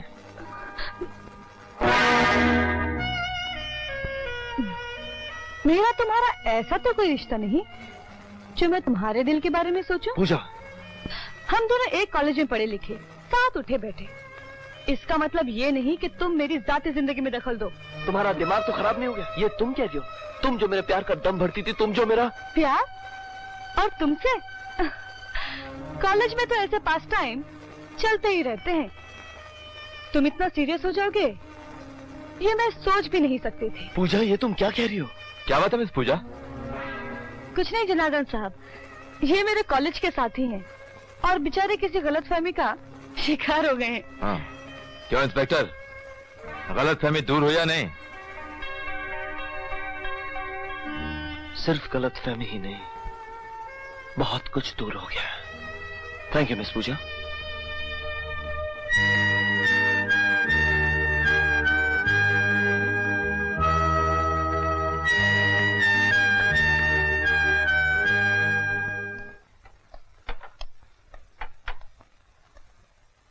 आ गए थे? चल हाथ मुंह धो ले, मैं खाना लगाती हूँ। तुम खा लो भाभी, मुझे भूख नहीं है।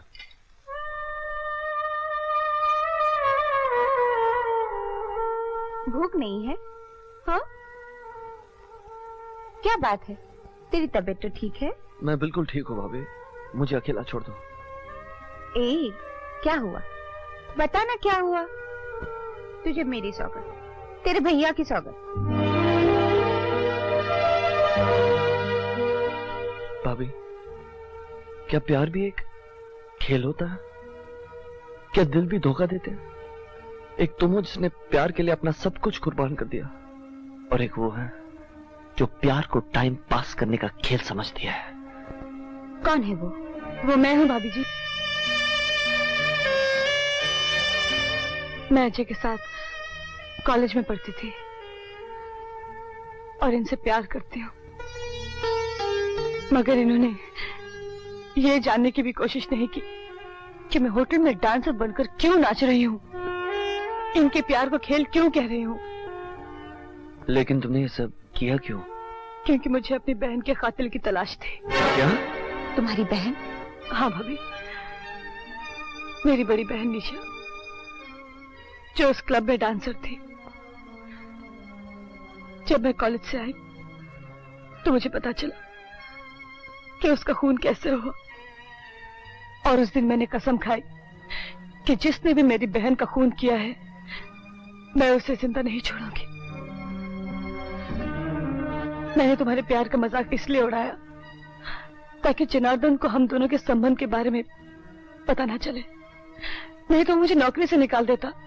तो क्या तुम्हारी बहन की मौत में जनार्दन का हाथ है? ये तो मैं नहीं जानती, लेकिन जनार्दन बहुत बदमाश आदमी है और उसके ताल्लुकात अंडरवर्ल्ड के लोगों से हैं। अजीब इत्तेफाक है, मेरे भैया उसी केस की इंक्वायरी करने गए थे जब उन्हें फंसाया गया था। तुम्हारे भैया? इंस्पेक्टर विजय, जिन्होंने उस अंधी लड़की के साथ? ये झूठा इल्जाम है, उन्होंने ऐसा कुछ नहीं किया। लेकिन आशा तो कसम खाकर कह रही थी कि... वो कौन सा झूठ है जिसने आशा की कसम में सच्चाई जैसी मजबूती भर दी? इसी राज को मैं जानना चाहता हूँ, और इस सच्चाई की झलक तो सिर्फ आशा दे सकती है। लेकिन आशा तो भैया के नाम से नफरत करती है, इसलिए मेरा उससे मिलना ठीक नहीं होगा। उससे कुछ मालूम करने के लिए मेरे पास एक रास्ता है। वो क्या है भाभी? मैं और तुम राधा को डॉक्टर के पास ले जाकर उसकी आंखों का ऑपरेशन कराएं। जब ऑपरेशन कामयाब हो जाए तो वो हमें अपना मानकर शायद कुछ ऐसी बात बता दे जिससे तुम्हारी बहन के कातिल और विजय को फंसाने वाले का पता मिल सके। भाभी ठीक कहती है पूजा, कलकत्ता से बहुत बड़े आंखों के डॉक्टर बैनर्जी आए हुए हैं जो शेरटन होटल में ठहरे हैं। मैं कल ही उनसे अपॉइंटमेंट लेता हूँ। तुम और भाभी आशा को लेकर वहां चली जाओ। आशा की आंखों की रोशनी हम सबको रोशनी दे सकती है। पेशेंट का नाम? मिस आशा। बैठिए। सुनिए, आरती नाम की कोई औरत हमें पूछने तो नहीं आई? जी नहीं। चलो बैठो। ये आरती कौन है? सोशल वर्कर है। ये समझे कि मेरी बड़ी बहन जैसी है, और तुम्हारे इस इलाज का खर्चा भी वही उठाने वाली है। डॉक्टर बैनर्जी कौन से रूम में है? 302। Thank you. हम सब यहाँ जमा हुए, इकट्ठा हो रहे हैं। कहीं पुलिस को शक तो नहीं हो जाएगा? ऐसा कुछ नहीं होगा, डोंट वरी। अच्छा,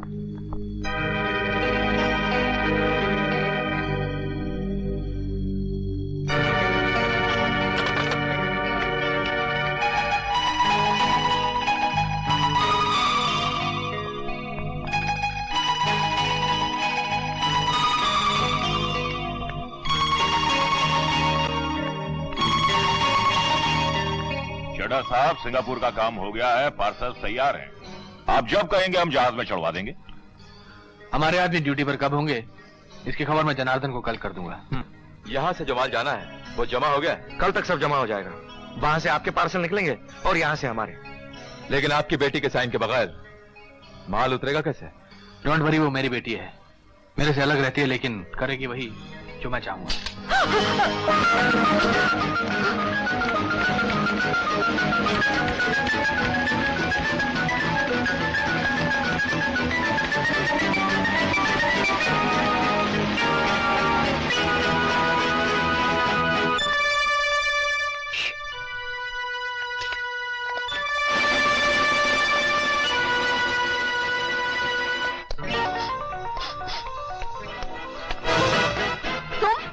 देर से छूट गए, तुम्हारी वर्दी ने तुम्हें बचा लिया, लेकिन मैं तुम्हें जिंदा नहीं छोड़ूंगी। अरे क्या बकवास करती हो, छोड़ो मुझे।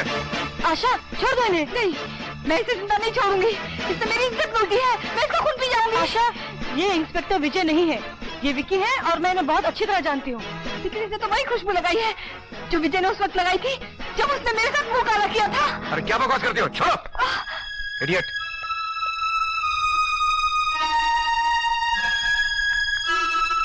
क्या विकी की खुशबू पर उसने भैया को पुकारा? हाँ अजय, वो कह रहे थे कि उस हादसे के समय विजय भैया ने भी सेम खुशबू लगाई थी। भैया को तो खुशबू से नफरत है, वो तो कभी कोई खुशबू नहीं लगाते। कहीं इस मामले में विकी का हाथ तो नहीं? तुम तो जानते ही हो किस किस्म का आदमी है।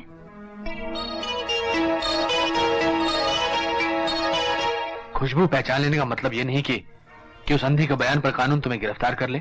नहीं अंकल, मुझे इंस्पेक्टर अजय की चिंता है। मुझे मालूम हो चुका है कि उस अंधी का डॉक्टर से उसी ने अपॉइंटमेंट लिया था। हो सकता है उस अंधी को कुछ बातें याद आ जाएं जो अजय को बता दे और वो उन बातों के जरिए मुझ तक पहुंचाए। उसका एक ही उपाय है, उस अंधी की मौत। और मेरे विचार से जनार्दन ये काम आसानी से कर पाएगा। इस काम के लिए जनार्दन को कहने की जरूरत नहीं है, ये छोटा सा काम मेरा आदमी हीरा कर देगा।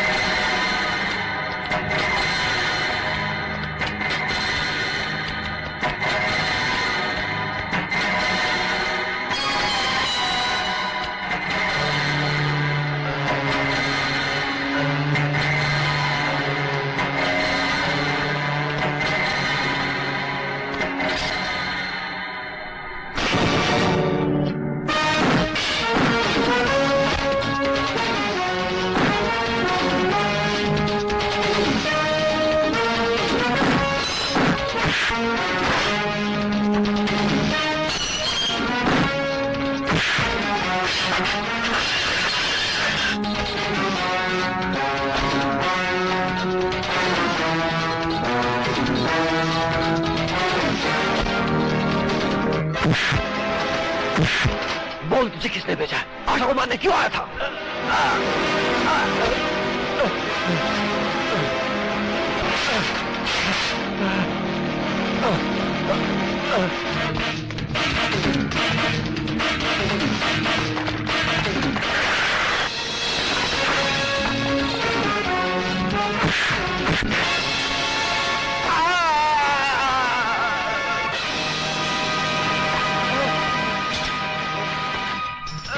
बोल, किसने भेजा है तुझे? बोल!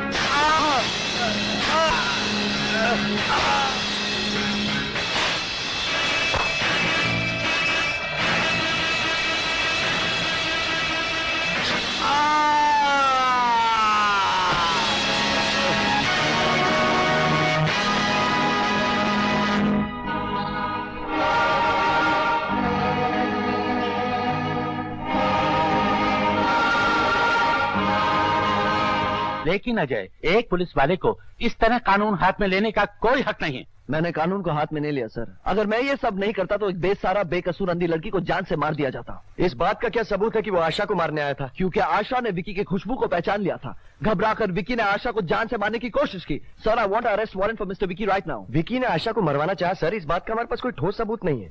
हो सकता है आशा और हीरा में कोई पुरानी दुश्मनी हो। इंस्पेक्टर राकेश मेहरा, सुबह आशा ने खुशबू पहचान ली, शाम को उसे जान से मरवाने की कोशिश की गई। अगर आशा और हीरा की कोई पुरानी दुश्मनी होती तो वो उसे बहुत पहले से खत्म कर सकता था। ये दलील बन सकती है, सबूत नहीं जिसके बिना पर एक बड़े नेता के बेटे को गिरफ्तार किया जाए। पेपर वाले ऑपोजिशन पार्टी के लोग हंगामा मचा देंगे सर। राइट। मैं समझता हूँ राकेश बिल्कुल ठीक कह रहा है।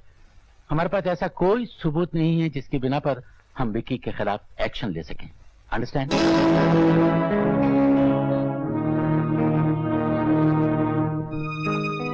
कौन है? कौन है? घबराओ नहीं, मैं हूँ इंस्पेक्टर अजय। ओह, आप ही ने कल मुझे इस कमरे में शिफ्ट करा दिया था ना? बहुत बहुत शुक्रिया। अगर आप ऐसा ना करते तो वो आदमी मुझे जान से मार डालता। कुछ पता चला कौन था वो? उसका नाम था हीरा और वो एक गुंडा था। लेकिन वो तुम्हें मारना क्यों चाहता था? कुछ समझ में नहीं आता। मेरे ख्याल से उसे उसी आदमी ने भेजा था जिसने तुम्हें बर्बाद किया। वो तो इंस्पेक्टर विजय था। उस आदमी को क्यों भूल रहे हो जिसे कल तुमने विजय समझा, जो खुशबू लगाए हुए था? हो सकता है इंस्पेक्टर विजय जैसी खुशबू वो भी लगाता हो। तुम देख नहीं सकती, तुम्हें जो कहा गया तुमने समझा, लेकिन ऐसा भी हो सकता है कि ऐसे ही खुशबू इस्तेमाल करने वाले ने इंस्पेक्टर की वर्दी पहनकर तुम्हें बर्बाद किया। ऐसा कैसे हो सकता है? ऐसा हुआ है क्योंकि इंस्पेक्टर विजय कभी कोई खुशबू इस्तेमाल नहीं करते और ये सब जानते हैं।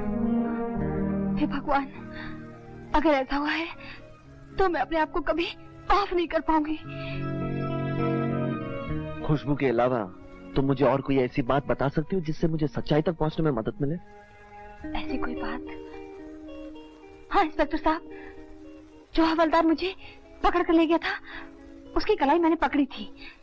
थोड़ा मोटा था। अगर वो कलाई फिर से मेरे हाथ में आ जाए तो उसे मैं पहचान सकती हूँ।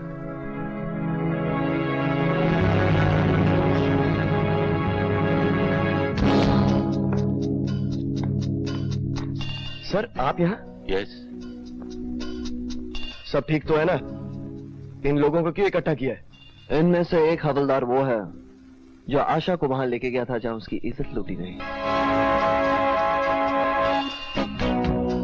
आशा उसे पहचानती है? आशा ने उसकी कलाई पकड़ी थी और आशा का कहना है कि उसकी कलाई पकड़कर उसे पहचान सकती है। बड़ी अजीब बात है।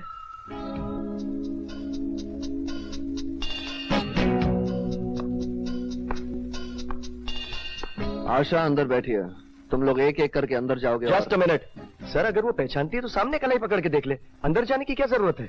ये बात मैंने भी कही थी लेकिन अजय की जिद है। Ajay, you can go ahead. Thank you sir.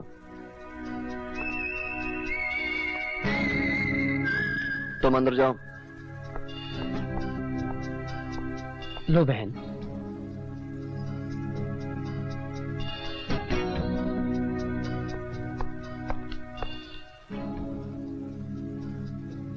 जाओ।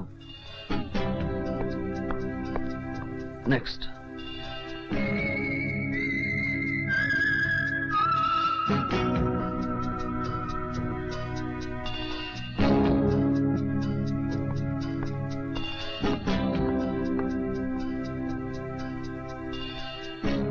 जाओ।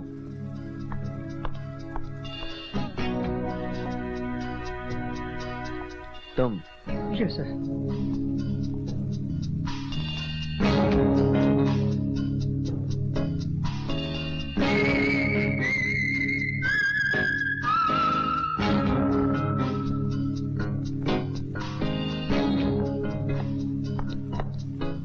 हो गया सर। ठहरो। यही है सर। नहीं सर, ये झूठ है सर। अगर यह झूठ है तो तूने आशा के हाथ में अपनी कलाई क्यों नहीं दी? मैंने कलाई दिखाई है सर। झूठ बोलता है। नहीं सर। बिना आशा से पूछे तुम ये कैसे कह सकते हो कि इसने कलाई नहीं दी?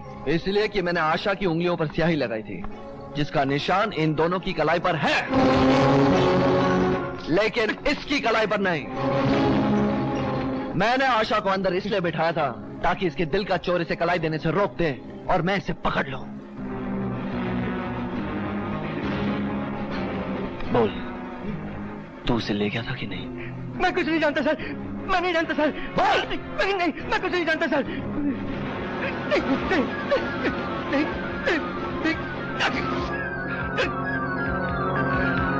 अरे ये तो बेहोश हो गया, इसे हॉस्पिटल ले जाना चाहिए। एम्बुलेंस बुलाओ।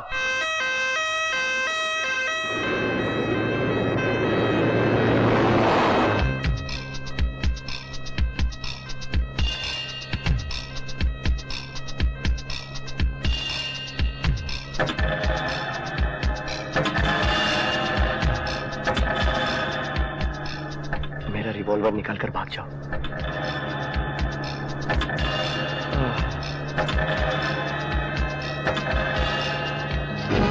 जोरदार गोली मार दूंगा। गाड़ी रोको, चिरंजीत भाग गया है।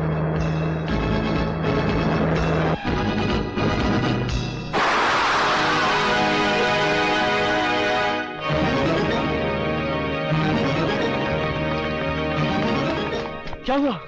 मेरा रिवॉल्वर लेके भाग रहा था। मैंने तो गोली पैर में मारने की कोशिश की, मगर पीठ पर लग गई। मर गया बेचारा।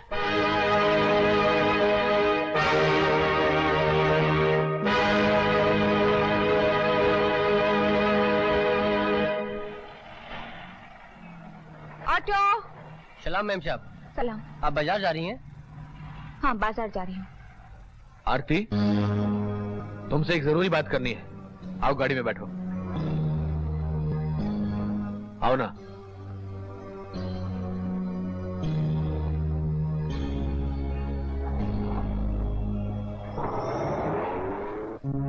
तुम सोच रही होगी कि तुम्हें यहां किस लिए लाया गया है? इसलिए कि वो 2 टके का इंस्पेक्टर अपनी वर्दी का नाजायज फायदा उठाकर चड्ढा साहब के घर से तुम्हें ना ले जा सके। मैं विजय की पत्नी हूँ और इंस्पेक्टर अजय की भाभी हूँ। उन दोनों के लिए मुझे इस घर से ले जाना भी कोई मुश्किल काम नहीं है। इस घर की तरफ कानून का कोई आदमी तो क्या, खुद कानून नजर उठाकर नहीं देख सकता, क्योंकि यहाँ कानून बनाया जाता है और कानून तोड़ा जाता है। चड्ढा साहब, आओ बेटी, आओ ना बेटी, ये तुम्हारा अपना ही घर है। यहाँ तुम्हें कोई परेशानी नहीं होगी। आप बाप होके बेटी के दुश्मन क्यों बन रहे हैं? क्योंकि बेटी बेवकूफ है। दौलत और ताकत दुनिया में सबसे बड़ी चीज है। दौलत कमाना मुझे आता है और नेता परशुराम की बहू बनाकर ताकत भी मेरी मुट्ठी में होगी। साहब, मेम साहब तो घर पर नहीं है। कहाँ गई? अपने डैडी के साथ गाड़ी में गई हैं। ये तो अच्छा हुआ चड्ढा साहब कि चिरंजीत मेरा इशारा समझ गया और चक्कर खा के गिर गया, वरना इंस्पेक्टर अजय उससे मेरा और विकी का नाम जरूर उगलवा लेता। भाई राकेश, तुमने बहुत होशियारी का काम किया है। ये लो 50,000 रुपया इनाम के तौर पर। शुक्रिया सर, आपने पहली बार घर आने का मौका दिया, ये क्या कम बात है। अच्छा तो मैं चलूं सर? अरे भाई, पहली बार घर पर आए हो, बिना ड्रिंक लिए कैसे जा सकते हो? Come on, have a drink with me. Very good, cheers. साहब, इंस्पेक्टर अजय साहब आपसे मिलना चाहते हैं। ये यहाँ कैसे आ गया? ठीक है, उसे अंदर भेजो। जी। राकेश, तुम इधर चले जाओ। जाओ।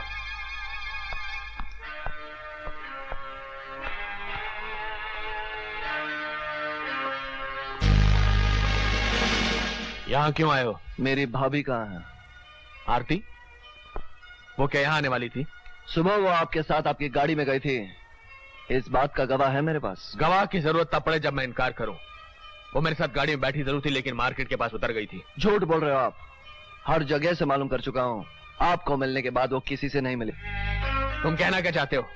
एक बाप ने अपनी बेटी को किडनैप किया है? किडनैप तो नहीं, लेकिन अपनी जिद पूरी करने के लिए एक बाप ने अपनी बेटी को छुपा जरूर दिया है। इंस्पेक्टर अजय, ऐसा बेहुदा इल्जाम लगाने के बदले में मैं ऊपर वालों से तुम्हारी शिकायत कर सकता हूँ, और तुम्हें भी अपने भाई की तरह इस वर्दी से हाथ धोना पड़ेगा। वर्दी से मैं हाथ धोने के लिए तैयार हूँ, लेकिन इतना जरूर याद रखिएगा कि अगर मेरी भाभी को किसी ने जरा सी भी तकलीफ दी तो मैं उसकी ऐसी धुलाई करूंगा कि वो जिंदगी भर याद रखेगा। Got it?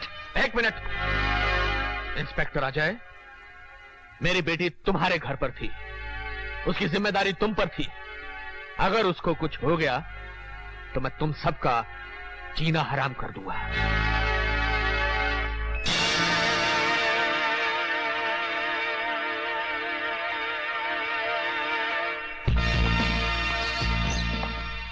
पापा,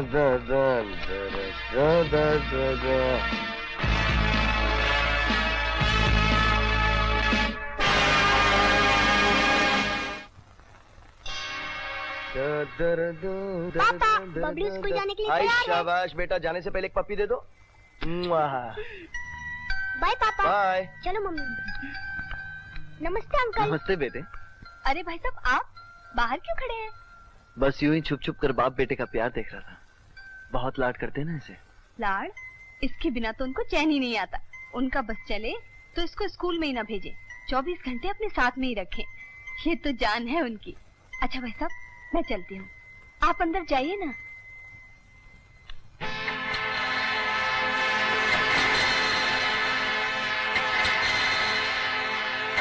good morning mister Rakesh. Ajay, यहाँ कैसे आना हुआ? मैं हवलदार चरणजीत की मौत के बारे में मशवरा करने आया हूँ। क्या मशवरा? मेरा ख्याल है कि हवलदार चरणजीत ने पुलिस स्टेशन में बेहोश होने का नाटक किया था। ये तुम कैसे कह सकते हो? क्योंकि अगर वो वाकई बेहोश हुआ था तो फिर उसे सिर्फ 10 मिनट में होश कैसे आ गया?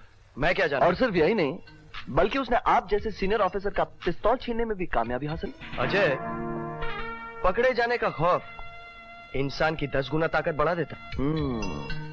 यह भी तो हो सकता है कि उसने ये सब किसी स्कीम के तहत किया हो। अगर ये कोई स्कीम थी तो उसे बेनकाब करो, स्कीम बनाने वालों को गिरफ्तार करो।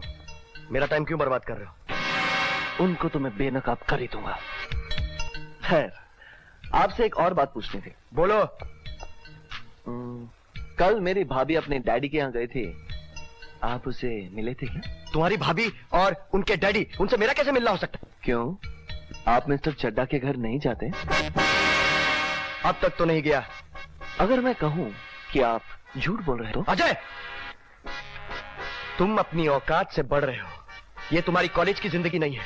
तुम्हारे शरीर पे पुलिस की वर्दी है और तुम्हें इस वर्दी और अपने कंधे पे लगे स्टार्स के दायरे में रहकर बात करनी चाहिए। अगर मैं ऊपर वालों से कंप्लेन कर दूं तो 1 मिनट के अंदर तुम्हारी ये वर्दी उतर सकती है, समझे?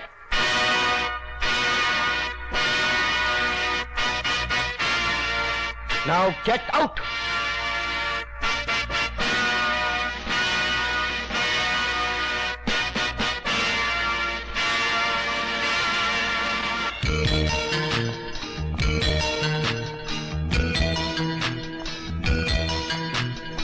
तुम्हें इस वर्दी और अपने कंधे पे लगे स्टार्स के दायरे में रहकर बात करनी चाहिए।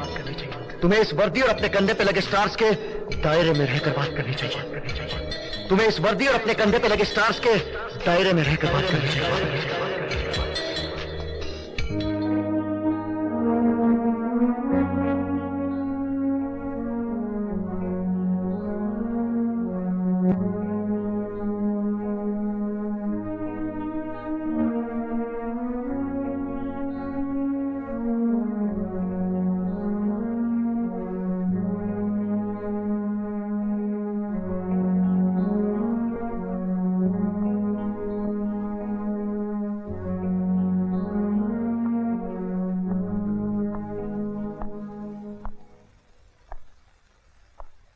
आपने मुझे बुलाया सर? हाँ अजय सिंह, बहुत शिकायतें आ रही हैं तुम्हारे बारे में। जी, मैंने इंस्पेक्टर राकेश मेहरा से बदतमीजी से बात की। रात के 11 बजे मिस्टर चड्डा के घर जाकर उनकी बेटी, मेरी मां समान भाभी को छुपाने का इल्जाम लगाया। इसके अलावा और कोई शिकायत है सर? डिपार्टमेंट जवाब चाहता है इन बातों का। इन सारी बातों का जवाब मैं लिख कर लाया हूं sir.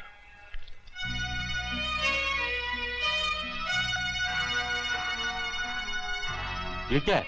Yes sir, my resignation. मैं पुलिस की नौकरी छोड़ रहा हूं। तुम पागल तो नहीं हो गए? मैं बिल्कुल होश और हवास में हूं सर। अगर जिंदगी रही तो फिर मिलेंगे। Good bye.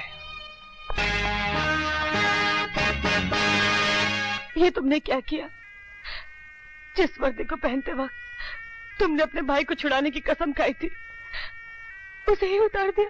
आज के जमाने में वर्दी वर्दी नहीं, खाकी कपड़ों का सिलाया गया कफन बन चुकी है, जिसके पहनने वाले मुर्दों से भी बदतर हो चुकी है। और वो ड्यूटी, वो कसम जो तुमने वर्दी पहनते वक्त खाई थी? मैंने हर कदम पर उस कसम को निभाने की कोशिश की, कानून के दायरे में रहकर अपने भाई को बचाने के लिए सबूत हासिल किए, लेकिन मेरे सीनियर वर्दी पहनने वाले, वर्दी की कसम खाने वाले मेरे रास्ते में रुकावट बन गए। मैंने अपने भाई को बेगुनाह साबित करने की कसम वर्दी की कसम से पहले खाई थी। उस कसम को निभाना मेरा पहला धर्म है और उससे मैं निभाऊंगा किसी भी कीमत पर। हेलो बबलू। अरे अंकल आपने दाढ़ी क्यों बढ़ा ली?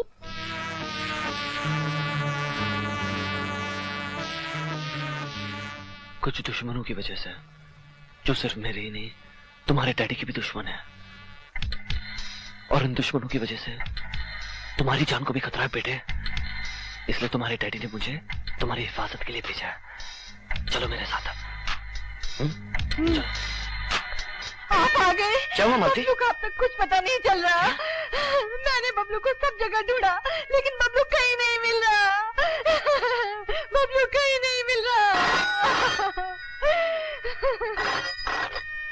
हेलो हेलो डैडी, मैं बबलू बोल रहा हूँ। बबलू बेटे कहाँ हो तुम? तुम्हारा बेटा मेरे पास है इंस्पेक्टर। कौन हो तुम? क्या चाहते हो? इंस्पेक्टर विजय की बेगुनाही का सबूत। तुम ये गैर कानूनी काम करके बच नहीं सकते। कानून के रखवाले जब कानून को खिलौना बना देते हैं तो उनके साथ इसी तरह खेला जाता है। इंस्पेक्टर विजय को बेगुनाह साबित करके उसे जेल से छुड़वा दो। तुम्हारा बेटा बबलू तुम्हें वापस मिल जाएगा। सुनो, हेलो सुनो। कहाँ है मेरा बबलू? कहाँ है मेरा बबलू? मेरा बबलू मुझे चाहिए। मेरा बबलू, मेरा बबलू।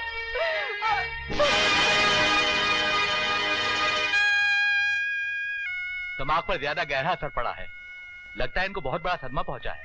इनका सदमा दूर कर दीजिए वरना इनकी जान भी जा सकती है। जरूरत पड़ने पर मुझे फोन कर देना।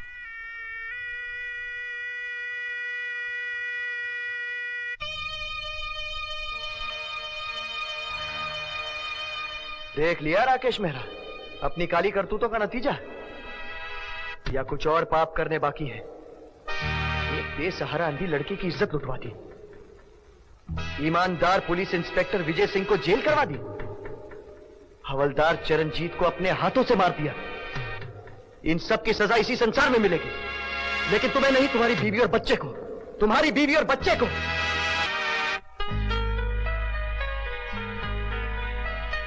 मैं इंस्पेक्टर राकेश मेहरा अपने होश और हवास में लिखकर यह बयान दे रहा हूं कि आशा का बलात्कार करने के लिए उसे मेरे दोस्त ने बुलवाया था। आशा को बुलाने हवलदार चरणजीत गया था। मेरे दोस्त ने इंस्पेक्टर की वर्दी पहनी और विजय बनकर उसकी इज्जत लूटी ताकि विजय फंस जाए। मैं अपने दोस्त का नाम कानून को नहीं बता सकता। विजय बेगुनाह है। इंस्पेक्टर राकेश हम लोगों के बारे में क्या क्या जानता है? आपके बारे में वो कुछ नहीं जानता है, लेकिन वो ये तो जानता है कि इंस्पेक्टर की वर्दी पहनकर मैंने उस अंधी की इज्जत लूटी थी। कमिश्नर को भेजी हुई चिट्ठी में ऐसी कोई बात नहीं लिखी है। जो ये बता सकता है कि विजय अपराधी नहीं है, वो ये भी बता सकता है कि असली अपराधी कौन है। मैंने जनार्दन को कह दिया है, उसके आदमी राकेश को ढूंढ रहे हैं, पता लगते इन्फॉर्म कर देंगे। तो जनार्दन के साथ साथ मैं भी उस कुत्ते राकेश की तलाश करता हूं। पता नहीं ये राकेश ने ऐसा क्यों किया। मुबारक हो विजय, मुबारक हो। आशा रेप केस से न सिर्फ तुम बरी किए जा रहे हो बल्कि वापस अपनी नौकरी पर बहाल किए जा रहे हो। ये रही तुम्हारी वर्दी। ये सब कैसे हुआ सर? इंस्पेक्टर राकेश मेहरा के बयान के बिना पर। घबराओ नहीं, बाकी बातें मैं तुम्हें रास्ते में बताऊंगा। पहले तुम अपनी वर्दी पहन लो।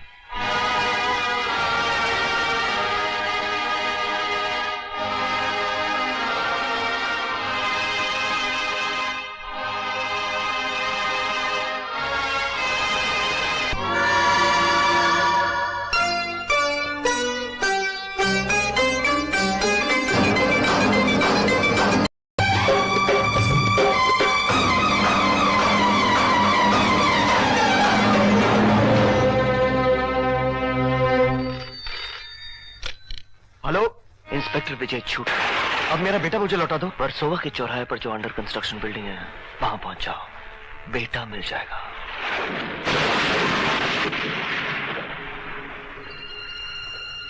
बबलू! अच्छा बबलू तुम जाओ। बेटा बबलू! डैडी! बेटे तू ठीक तो है ना? तुझे कुछ हुआ तो नहीं? तू घबराए तो नहीं ना?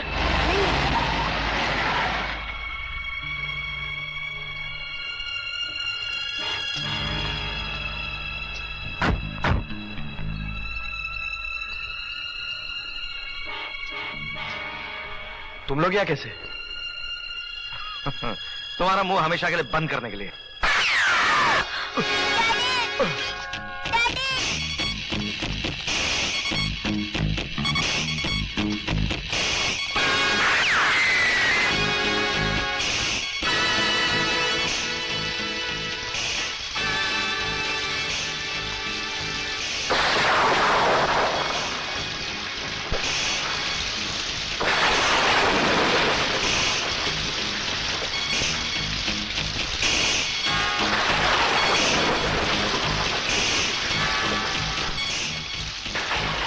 उधर नहीं है ना?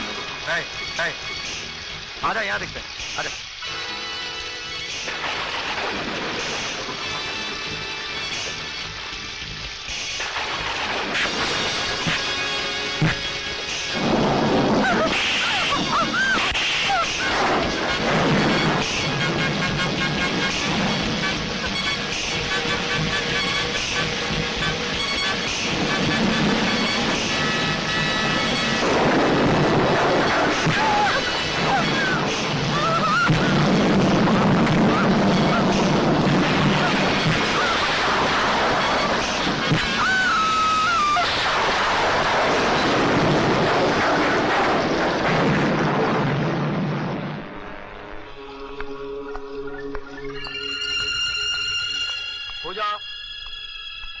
पूजा।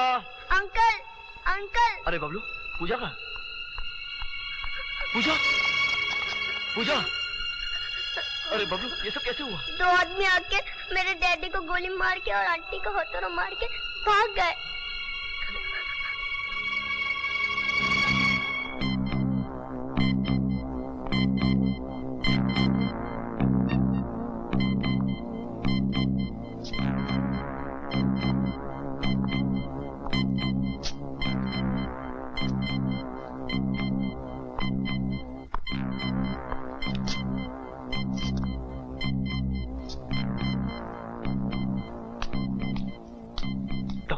पूजा कैसी है? ऑपरेशन कर दिया है, मगर अभी कुछ कहा नहीं जा सकता। वो बच जाएगी ना? होश आने तक कुछ नहीं कह सकते। मैं उसके पास रह सकता हूँ? 6 घंटे तक सिर्फ डॉक्टर्स की निगरानी में रहेंगी। सॉरी, आप नहीं मिल सकते।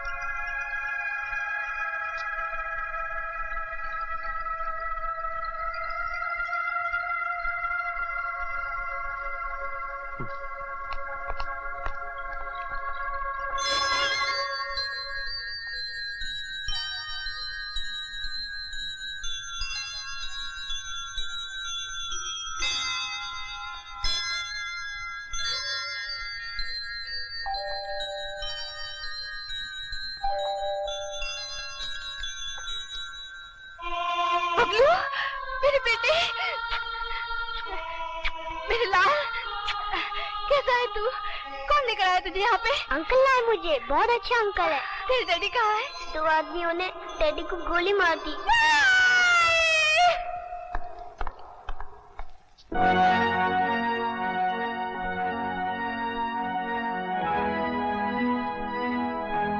आजादी मुबारक हो भैया।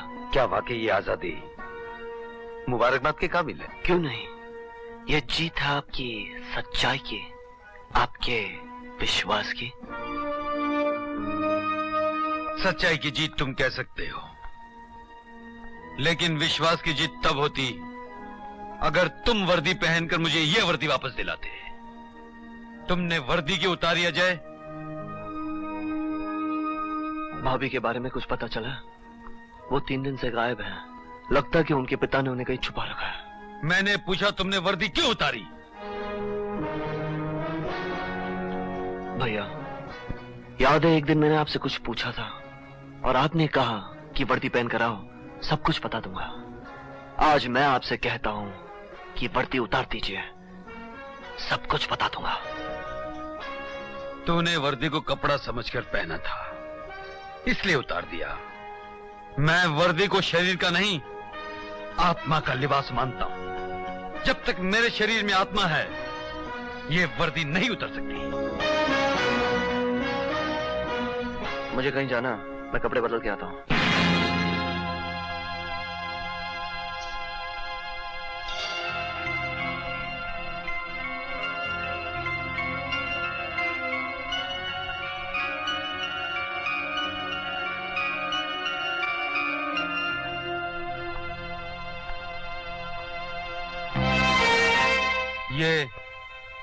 ये खून मेरा नहीं है। जानता हूं, लेकिन दूसरे का खून तेरे कपड़ों पर देखकर मेरे दिल पर क्या गुजरेगी, ये कभी सोचा है तूने? ये खून किसी दूसरे का नहीं, आपकी होने वाली बहू का है, जो इस वक्त अस्पताल में जिंदगी और मौत की जंग लड़ रही है। इस जंग का जिम्मेदार कौन है? मेरा कर्तव्य, मेरा फर्ज। तेरा फर्ज नहीं, तेरी नादानी, तेरी जल्दबाजी, जिसकी वजह से तूने अपनी वर्दी उतार दी। अगर मैं वर्दी ना उतारता तो आप... तो मुझे ये वर्दी नहीं मिलती, अपनी आजादी नहीं मिलती। अरे पगले, मैं सच्चाई की ज्योत के सहारे सारी जिंदगी सजा के अंधेरों से लड़ सकता था। तूने मेरे हाथ में आजादी की तलवार तो दे दी, लेकिन मेरे हाथ काट दिए। मुझे कानून की नजरों में बेगुनाह साबित तो कर दिया, लेकिन खुद गैर कानूनी काम कर बैठा। मैंने कोई गैर कानूनी काम नहीं किया, मैंने तो सिर्फ आज के कानून का नाजायज फायदा उठाने वालों को सजा दी है। आप जो कानून की रहनुमाई करना जानते हैं, उन्हें उनका हक दिलवाया है। मेरी नजरों में तो ये इंसाफ है, लेकिन अगर आपके कानून की नजर में ये गुनाह है, तो मुझे उसकी कोई परवाह नहीं। अजय, अजय, अजय दरवाजा खोलो। अजय, ये क्या पागलपन है? Ajay!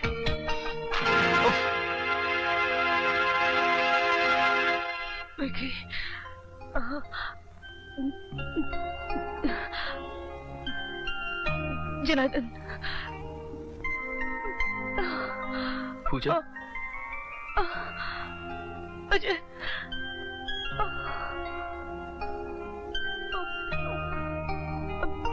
Ajay,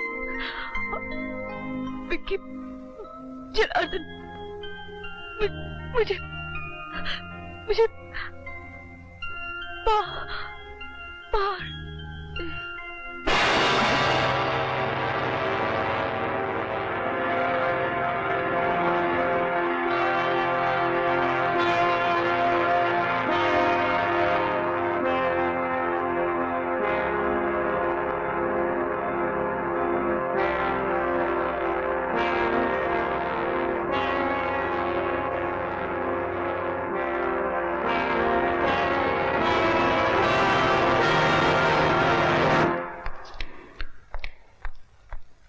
excuse me sister. जी। पूजा कौन से कमरे में है?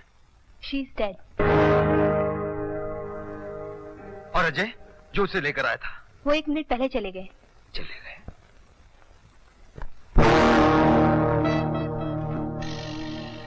इन पैकेट्स के जहाज में चढ़ने के बाद मैं फौरन भाई को फोन कर दूंगा, वो गोल्ड का पार्सल वहां से चढ़ा देंगे।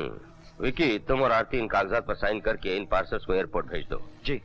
मैंने कस्टम ऑफिसर शर्मा से बात कर ली है, वो बिना किसी चेकिंग के इन पार्सलों को हवाई जहाज में चढ़वा देगा। जी डैडी। मैं आरती को लेकर आता हूँ। आओ आरती। विकी। जी। 1 मिनट। आरती, ये विकी ने जहां जहां साइन किए हैं तुम भी कर दो।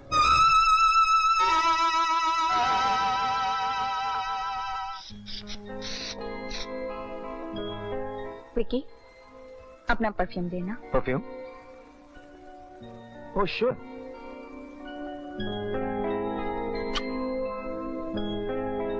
ये क्या कर रही हो आरती? शुभ काम की शुरुआत शुभ ढंग से होनी चाहिए डैडी।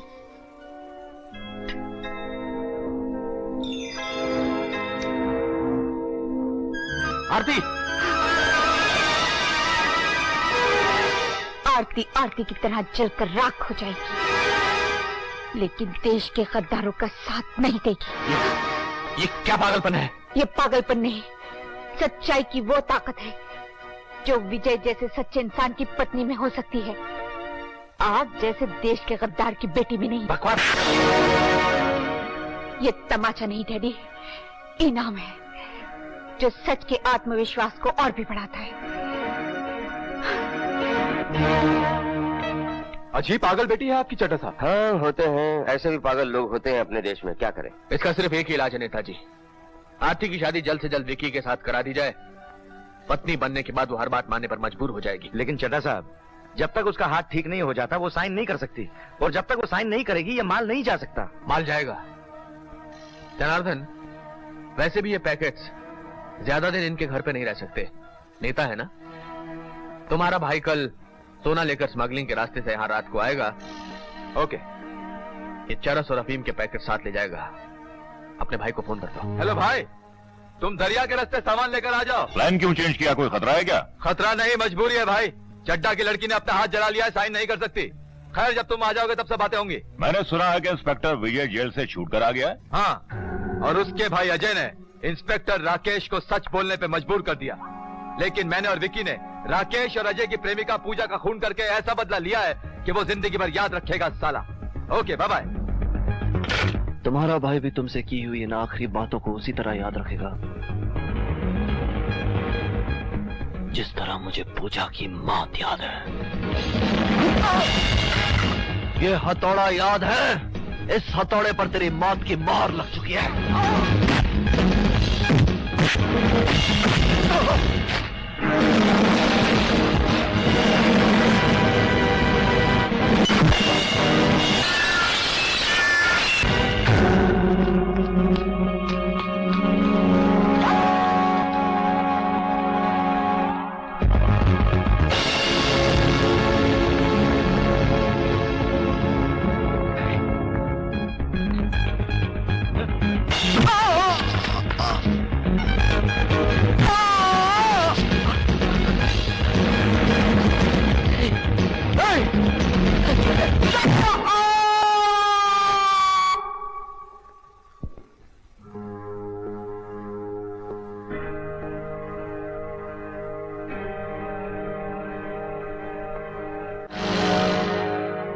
सुनो बेटा, इसे पहचानते हो? हाँ अंकल, ये भी उन लोग के साथ था जिन्होंने मेरे डैडी और आंटी को मारा।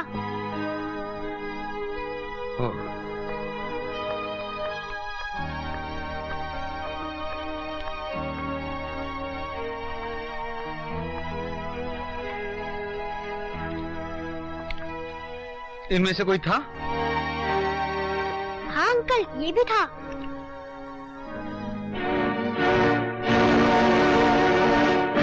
धन्यवाद। इस बारे में जो भी समाचार मिले हमें फौरन बताइए। नमस्कार। जनार्दन का खून अजय ने किया है। राकेश के बेटे को इंस्पेक्टर विजय ने पहचानने के लिए पुलिस स्टेशन बुलवाया था। तब तो उसे मेरे बारे में पता चल गया होगा। नहीं, अब तक तो ऐसी कोई बात सामने नहीं आई। लेकिन विकी, जब तक अजय पकड़ा नहीं जाता तुम घर से बाहर मत निकलना। लेकिन डैडी, बाबला से माल लेने कौन जाएगा? मैं और नेताजी। सर, आप बगैर सिक्योरिटी के जा रहे हैं? हाँ, उसकी जरूरत नहीं है, हम एक पर्सनल मीटिंग के लिए जा रहे हैं। सर, कम से कम ड्राइवर को साथ ले जाइए। हमने कहा ना उसकी जरूरत नहीं है।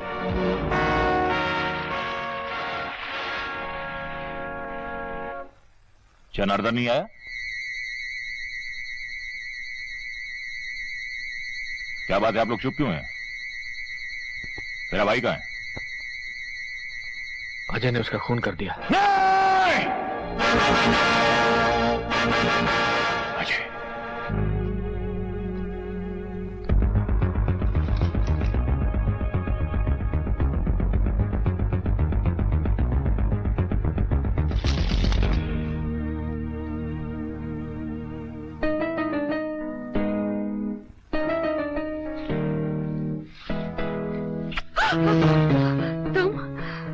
तुम मेरे कमरे में क्यों आए हो? डोंट वरी डार्लिंग, बहुत जल्द हम एक ही कमरे में रहने वाले हैं, शादी के बाद। शर्म नहीं आती किसी की पत्नी से ऐसी बात करते हुए? पत्नी? पत्नी तो वो कहलाती है जिसकी शादी हुई हो, और तुम, हम जानते हैं कि तुम शबनम की बूंद की तरह एकदम कुंवारी हो। खबरदार जो मुझे हाथ लगाया, तुम हाथ लगाने की बात कर रही हो जाने मन? हम तो दिल से दिल लगाने आए हैं। छोड़ दो मुझे।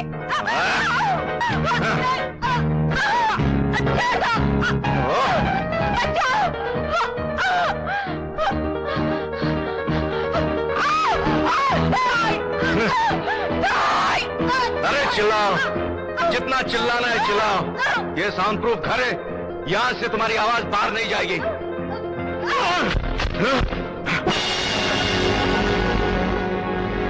अंदर की आवाज भले बाहर न जाए, मौत 1000 बंद दरवाजों से भी अंदर पहुंच जाती है।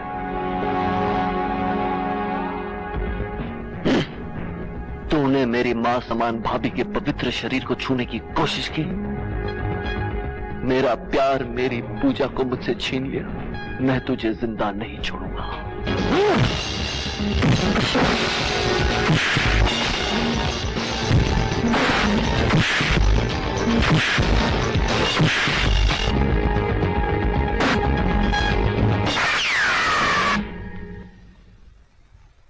नेता परशुराम, अगर तुमने जरा सी भी हरकत करने की कोशिश की तो दूसरी गोली तुम्हारे सीने के पार कर दी जाएगी। मेरे सीने को छलनी करने से पहले अपने इस पापी बेटे के शरीर को छलनी कीजिए, जिसने इस देवी की इज्जत लूटने की कोशिश की, जिसने जनार्दन के साथ मिलकर मेरी पूजा का खून किया। हाँ, मेरे बेटे ने जो भी कुछ किया उसे कोई साबित नहीं कर सकता, लेकिन नेता परशुराम के घर में घुसने के लिए मैं तुम्हें गोली मार दूं या जनार्दन के खून के जुर्म में फांसी पर लटका दूं? ये मेरे भाई का कातिल है। मैं इसे तड़पा तड़पा कर अपने हाथों से मारूंगा।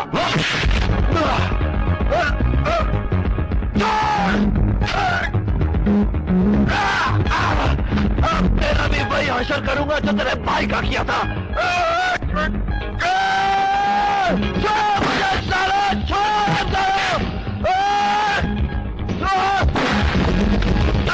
कोई नहीं बचेगा।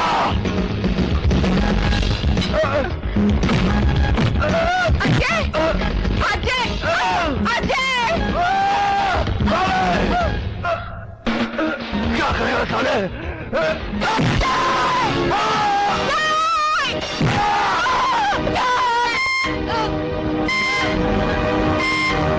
रुक जाओ सब लोग, रुक जाओ।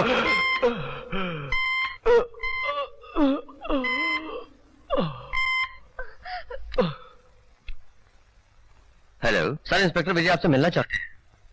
इंस्पेक्टर विजय? हाँ, उनसे कहो हम अपने बेटे के साथ इस वक्त बहुत जरूरी काम में बिजी हैं, वो कल सुबह 8 बजे आ जाए। सर वो कह रहे हैं कि आपसे और आपके बेटे से अभी मिलना चाहते हैं, बहुत जरूरी काम है। ठीक है, उन्हें 2 मिनट बाद भेज दो। Okay sir. इंस्पेक्टर विजय बहुत इज्जत वाला ऑफिसर है, उसे मिले बिना भेजना ठीक नहीं। आप सब लोग अंदर जाइए फौरन।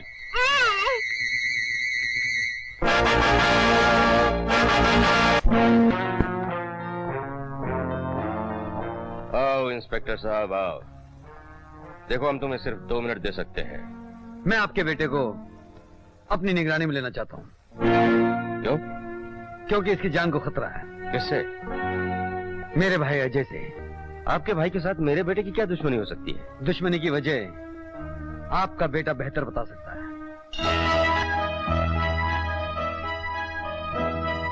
ये चोट कैसी लगी? कुछ नहीं, सीढ़ी से उतर रहा था, फिसल गया, चोट लग गई। आई सी। हमारे विचार में तुम हमारा और अपना समय नष्ट कर रहे हो इंस्पेक्टर। नेता परशुराम के बेटे को किसी से कोई भी खतरा नहीं हो सकता। इसके अलावा ये घर एक ऐसा किला है जहां घुसने की कोई हिम्मत नहीं कर सकता। अब तुम जा सकते हो। मैं यहां से अकेले नहीं, आपके बेटे और अपने भाई को साथ लेकर जाऊंगा नेताजी। इंस्पेक्टर, तुम अपनी सीमा से आगे बढ़ रहे हो। नेता परशुराम के बेटे पर पिस्तौल उठाने का अंजाम जानते हो? हमारा एक टेलीफोन तुम्हारी ये वर्दी उतरवा सकता है। कसम वर्दी की। वर्दी पहनने वाले कर्तव्य का पालन करते हैं, अंजाम की परवाह नहीं करते। ये खून के धब्बे और अजय का स्कार साफ साबित करता है कि अजय यहीं पर है और आप लोगों के कब्जे में। रिवॉल्वर फेंक दो इंस्पेक्टर, वरना तुम्हारा भाई मारा जाएगा। गोली चलाने से पहले इतना सोच लेना कि नेता परशुराम के बेटे की जान मेरे पिस्तौल की नोक पर है। ये क्या कह रहे हो विजय? ये देश के गद्दार है, अजय को जान से मार देंगे। किसी भी खानदान का बेटा जिस दिन वर्दी पहनता है तो उसके खून पर उसके खानदान का नहीं, देश का अधिकार हो जाता है। देश के गद्दारों को सजा दिलाने के लिए मुझे अजय जैसा एक भाई तो क्या 100 भाई भी कुर्बान करने पड़े तो भी मैं पीछे नहीं हटूंगा। भाई की कुर्बानी देने से पहले सिर्फ इतना जान लो इंस्पेक्टर कि हमें सजा दिलाने वाला सपना सिर्फ सपना ही रह जाएगा, क्योंकि इस घर में आने वाला कोई भी व्यक्ति हमारी इजाजत के बिना सांस भी नहीं ले सकता। परशुराम जी, इसे हमारी तरफ से 2-4 सांसें उधार दे दीजिए। बहुत हिसाब चुकता करने इस हरामजादे के साथ। इसकी वजह से जय किशन को पुलिस लॉकअप में मरवाना पड़ा। अपने वफादार साथी राकेश और कांस्टेबल चरणजीत की जान लेनी पड़ी। यही नहीं, बेटी को बाप से जुदा कर दिया इस कुत्ते ने। सिर्फ आप ही को नहीं चड्डा साहब, मुझे भी इससे बहुत पुराना हिसाब चुकाना है। इसकी होशियारी ने प्लेन को ब्लास्ट होने से बचा लिया था, जिससे मेरा 2 करोड़ रुपए का नुकसान हो गया। सुन रहे हो भैया, ये है इन सफेद पोशों के काले कारनामे। और ये नेता परशुराम, इसकी ये सरकारी कोठी इसका घर अड्डा है मुजरिमों का। ये नेता जो सिपाही को वर्दी की कसम दिलाते हैं, अपनी सीट, कुर्सी, पोजीशन का नाजायज फायदा उठाकर उस वर्दी की कसम के साथ खेलते हैं। कुर्सी पर बैठने वाले ऐसे गद्दारों को सजा दिलाने के लिए अगर कानून को भी हाथ में लेना पड़े तो वो भी वर्दी की कसम निभाना होता है।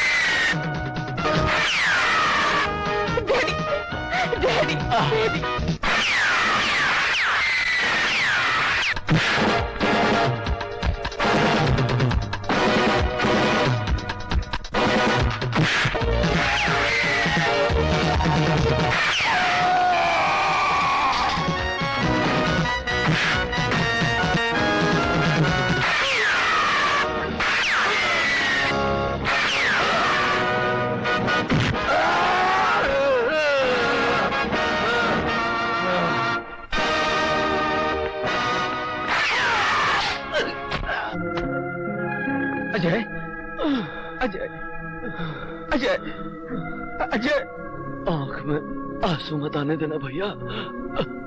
सिपाही के खून पर खानदान का नहीं, देश का हक होता है। अजय, रोना नहीं। नहीं पगले, मैं कहाँ रो रहा हूं। मुझे तो फक्र है कि मेरा भाई देश के काम आया, सत्य की लड़ाई में काम आया। ये सब आप ही से सीखा है भैया। नहीं, फर्क सिर्फ इतना था कि सच्चाई की जीत के लिए मैंने रास्ता अलग चुन लिया। अजय, अजय, मैं उस सत्य के प्रतीक को सैल्यूट करना चाहता हूं।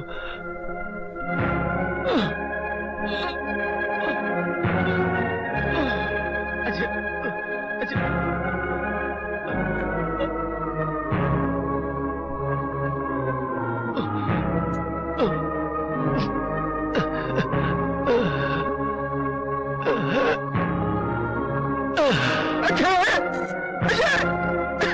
अजय, अजय, भाई, नहीं।